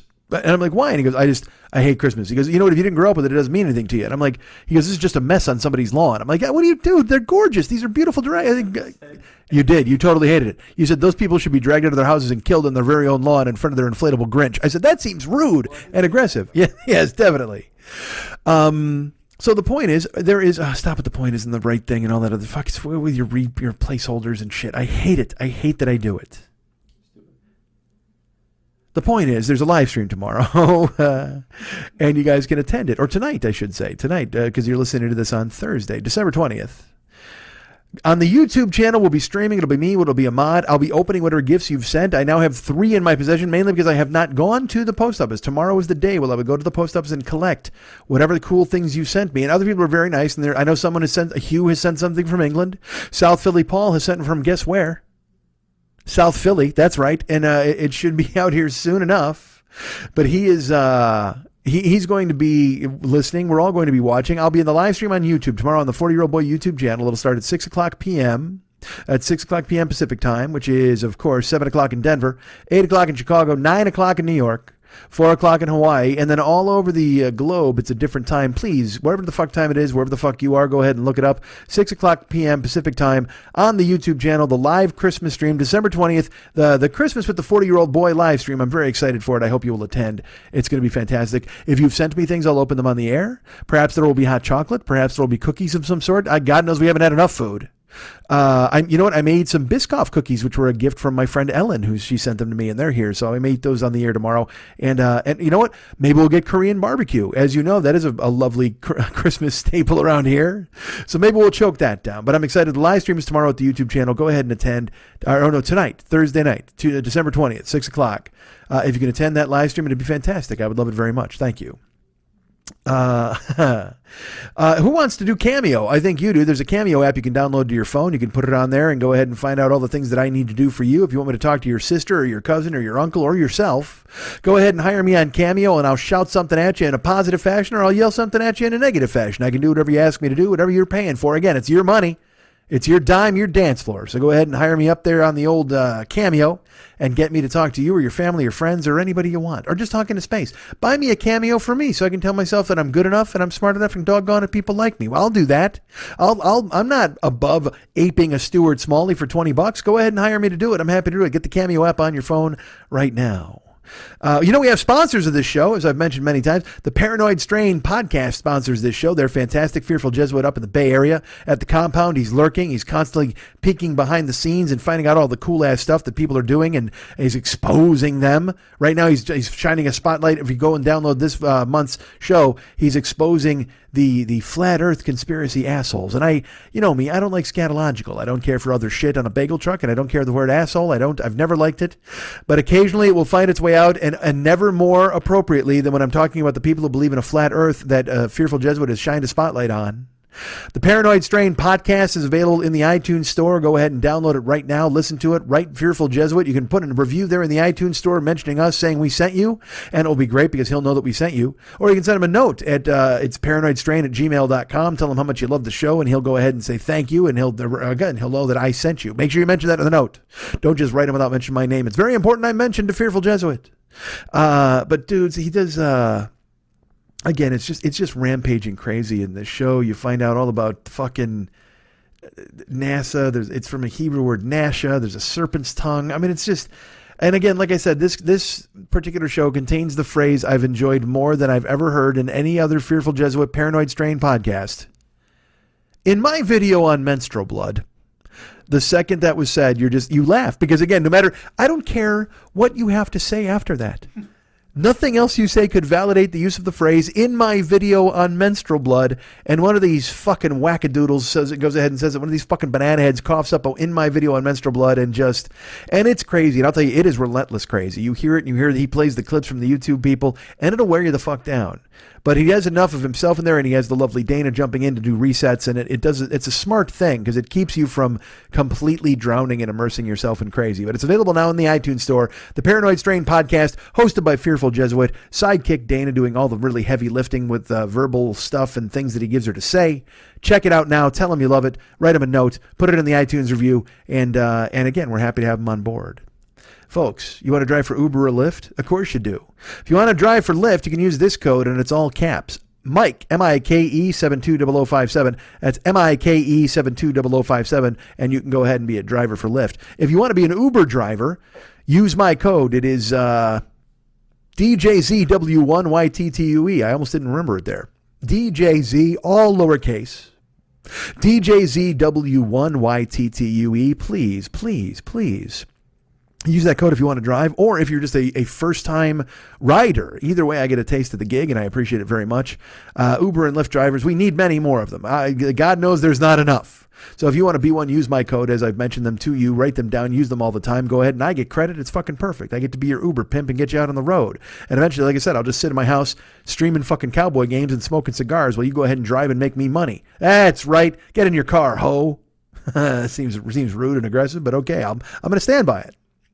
You can be a Patreon patron at patreon.com. You go ahead and over there and visit. And we want to thank our newest Patreon person, David Watson. That's right, of the song David Watson. He's been on and off. He comes in, he joins us. He got us that weekend at the Waldorf Astoria, or 4 days, I think it was, when I went to New York to go see the Letterman show. I've met him in Pennsylvania. He went out to breakfast with me, and also he got me a room in Atlanta. He's helped this show in innumerable ways, and I thank him so much. And I'm glad to see that he signed up for Patreon. Again, it's completely unnecessary because he's helped me so much in the past, but he wrote me a nice note and said, I want to help you going forward in the future. And thank you so much for our friend David Watson coming back on board with Patreon. Helps out the show. You can sign up now. There's all sorts of different levels, and we'd love to have you on board. So go ahead and be a Patreon person, please. That would be fantastic. It supports this show and makes everything happen. You can go to the website, MikeSchmidtComedy.com. That's MikeSchmidtComedy.com. Go to the Joe Business page, and we got all sorts of stuff there for sale. But most importantly, we got the Amazon link. That is lurking there. If you click on the Amazon link, because again, it's still Christmas shopping time. Maybe you're running late and you're buying some late gifts to get shipped to people. Go to the Joe Business page, click on the Amazon link, and then you're in the Amazon store. It doesn't cost you anything extra. It doesn't cost you anything more but 30 seconds to go to my page, find the link, and click through. And then you're shopping at Amazon with the stink of me all over you. You got almost like a Schmitty Joplin stink on you as you're in there sorting through and buying stuff. And we get money, they get money, you get stuff. It could not be a more perfect pyramid. We get money, they get money, you get stuff. That's what you're going to Amazon for anyway. And now you're just cutting me in on the gig. I get someone on the back end, which I enjoy. God knows I love the back end. I think we all know how much I love the back end. So cut me in, baby. Bring me in on your Amazon back end. And there's something I wanted to tell you that I forgot to mention earlier, and we're pretty deep into the show, though. You know, the Twitch channel exists, as I've mentioned earlier. Go ahead and be a follower. Now, you do not have to subscribe to Twitch. You don't have to pay anything to go on Twitch. You can just go be a follower. It's a website. So you can go to twitch.com and find my channel, The 40-Year-Old Boy. And say again? Sorry, twitch.tv. Go to twitch.tv. I'm ruining everything now. Go to twitch. Huh? Twitch.com will take you to Twitch.tv. Sorry. All right, no, that's okay. Whatever you're going to do, find me. Go to Twitch. If you Google Twitch, it's going to come up and click the link. So you go there, you look for my channel, and it's a website, man. It's not something you need to join. It's not something you need to subscribe to. It doesn't cost anything. You just get to go in there and find me, and you can watch the live streams when they occur. Well, if you follow me, you'll know when they do. But at the same time, if you want to watch embedded live streams, like if you want to watch the stuff I did this past week, it's available there on the website. Now, you can also go to YouTube and see the edited versions of those streams, where we've put out kind of a chunky best of, I'll call it, of the things that I said and the silliness that we did. But if you want to see the unvarnished, unedited streams, they are still available there at my Twitch channel. You want to watch you want to settle in with 90 minutes of me? You want to settle in with 130 minutes of me? It's 2 hours and 10 minutes. I'm going to do a lot of math and numbers at you. You can do that right now at the Twitch channel. Go ahead and watch the unvarnished, unedited streams, or go to YouTube and first of all, follow us there, subscribe there, and you'll find out when all of the videos that we're putting up that are edited of the stuff that I have done overnight or in the afternoon or whenever you were working and you couldn't join us. And you can go ahead and check those out. So please, again, support the Twitch channel, support the YouTube channel, support Cameo, support the Paranoid Strain, support Amazon, support everybody. Just support it all. Patreon. I could not be more in your pocket if I was your wallet. Holy fuck. But please support the show, and it makes me happy. And I will tell you, we've been doing the house. You know, we've been putting up all this spaghetti. We've got all these fucking wires. I've been throwing shit out. I got a couple of Raspberry Pis, and I'm doing the best I can to have a finished house. I don't have Netflix yet, but I had the new internet, which made me happy. I had to order that. I had to cancel AT&T, and I'm on the phone with them, and they're trying to upsell me, and I'm like, I'm canceling you, motherfuckers. Would you like to add a landline? Oh my God, that's exactly what I want to do. I just called to cancel your internet because it blows. Please give me a landline so I can call myself in 1974 and remind myself to jump off a fucking bridge. You've got to be fucking kidding me. But they tried, man. They tried to get me TV. They tried to get me all of it. And they made it hard. There was 2 different phone numbers I had to call. I had to wait on hold. It was just a fucking mess. And finally, the guy, he kept trying to talk me into staying and trying to give me shit, never really apologizing for the stuff that because I wasn't complaining until he finally insisted and finally went, look, I quit for a reason, man. You guys let me down. The service, I was 21 years, and then he didn't want to hear it. Sorry, sir. Okay, fine. And he just fucking wanted to get me off the goddamn phone. But in doing this, that was a door that just slammed outside. I hope you heard that. In doing this stuff where I'm unpacking things, like I have a box for a router, I have all these deliveries that have come here. I received a FedEx box. as well. And this FedEx box is sitting here waiting to get tossed out. There's garbage. It's got to be. I have empty Amazon boxes, and I keep saving them, thinking, well, you know what? Maybe I can repurpose them and I can ship stuff in them. And it's like, what the fuck are you? Just throw these fucking boxes out, dude. I've got 10 boxes in my living room. Every time I think I'm going to be uncluttered, I wind up with a pile of cardboard. But I have to tell you, I'm very happy that there was one pile of cardboard in my house because. All right, in the morning, you know, Ahmad, he stays in his hotel. So I wake up in the morning, and I've got to take a shower usually, and then I go over and I grab him. I tell him we have an arranged time. I come over at 11, come over at noon, come over at 10. Sunday, it was really early. It was like 9 because he was going to watch the Bears with me and stuff.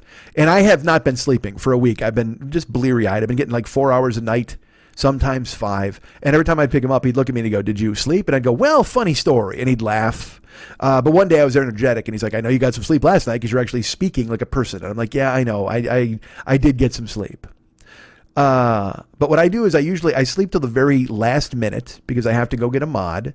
And so if I tell him I'll be there at 11 o'clock, I'll set my alarm for 10:15, and then I'll hit snooze until like 10:35, and then I jump in. It takes me 15 minutes to shower and get dressed, and then I text him, and then I head over and I grab him.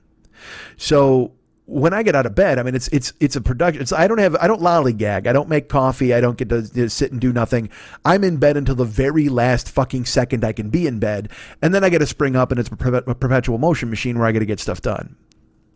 So in my house, you know, I take really hot showers. I've talked about this before, and it sets off my smoke alarm in my bedroom.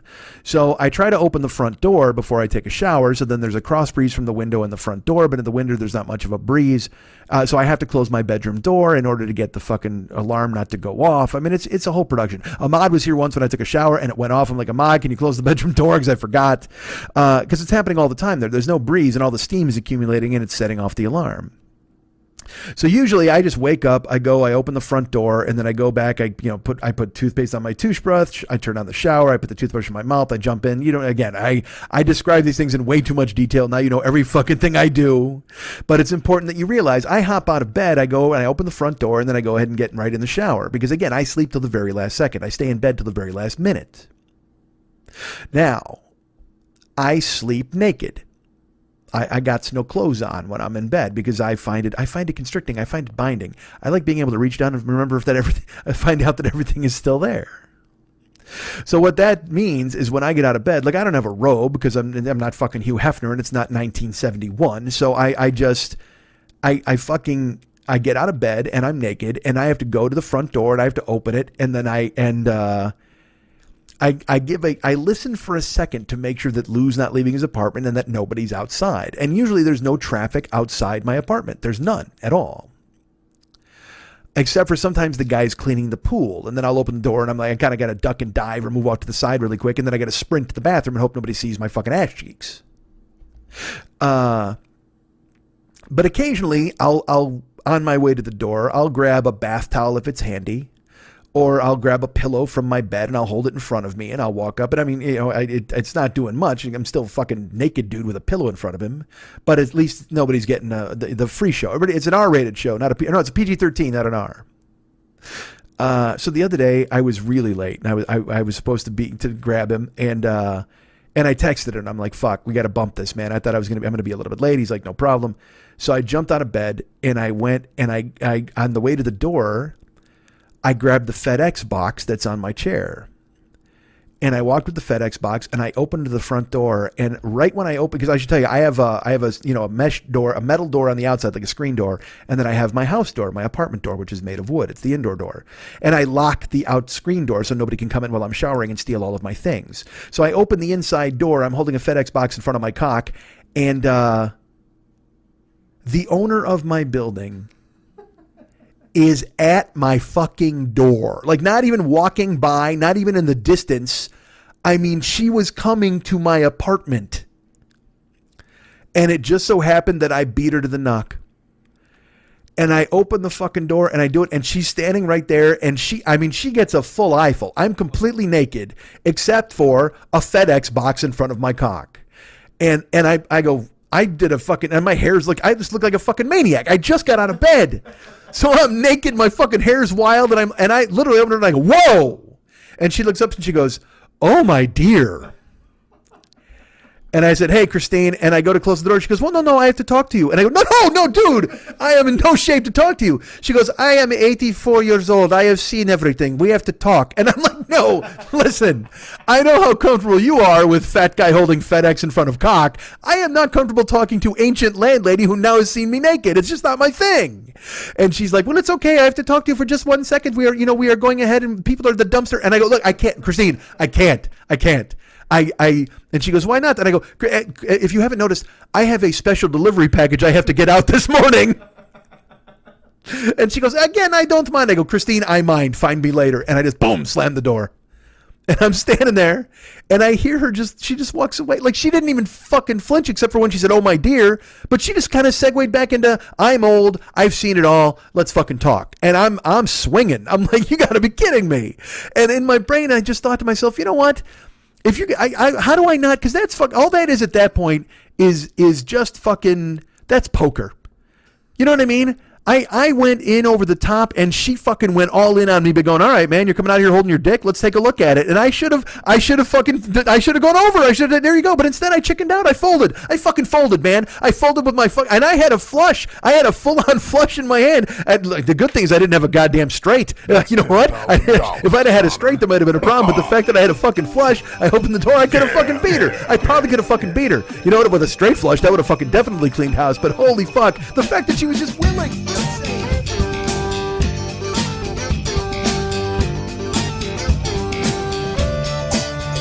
You're a mean one, Mr. Schmidt.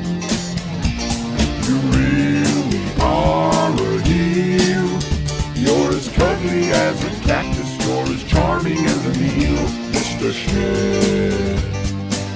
You're a bad banana with a greasy black peel.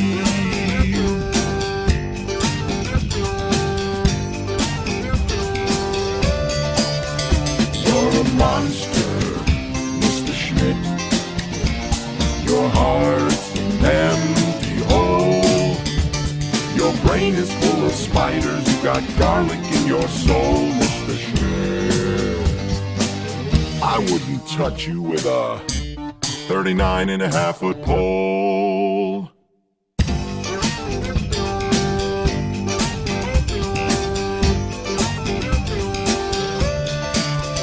You're a vile one, Mr. Schmidt. You have termites in your smile. You have all the tender sweetness of a seasick crocodile, Mr. Schmidt. Given the choice between the two of you, I'll take the seasick crocodile.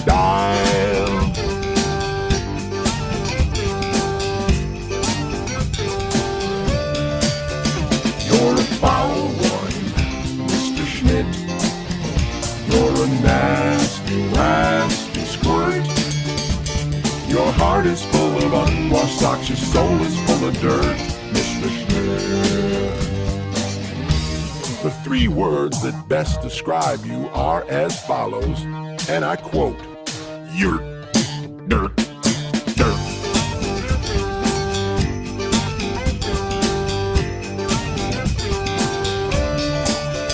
You're a rotter, Mr. Schmidt.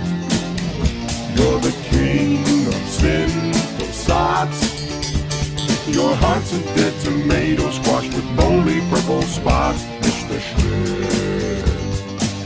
Your soul is an appalling dump heap, overflowing with the most disgraceful assortment of deplorable rubbish imaginable, mangled up and tangled up knots.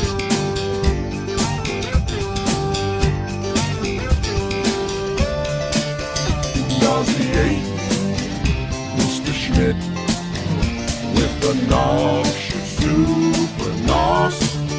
You're a crooked, jerky jockey, and you drive a crooked horse, Mr. Schmidt. You're a three-decker sauerkraut and toadstool sandwich with arsenic sauce.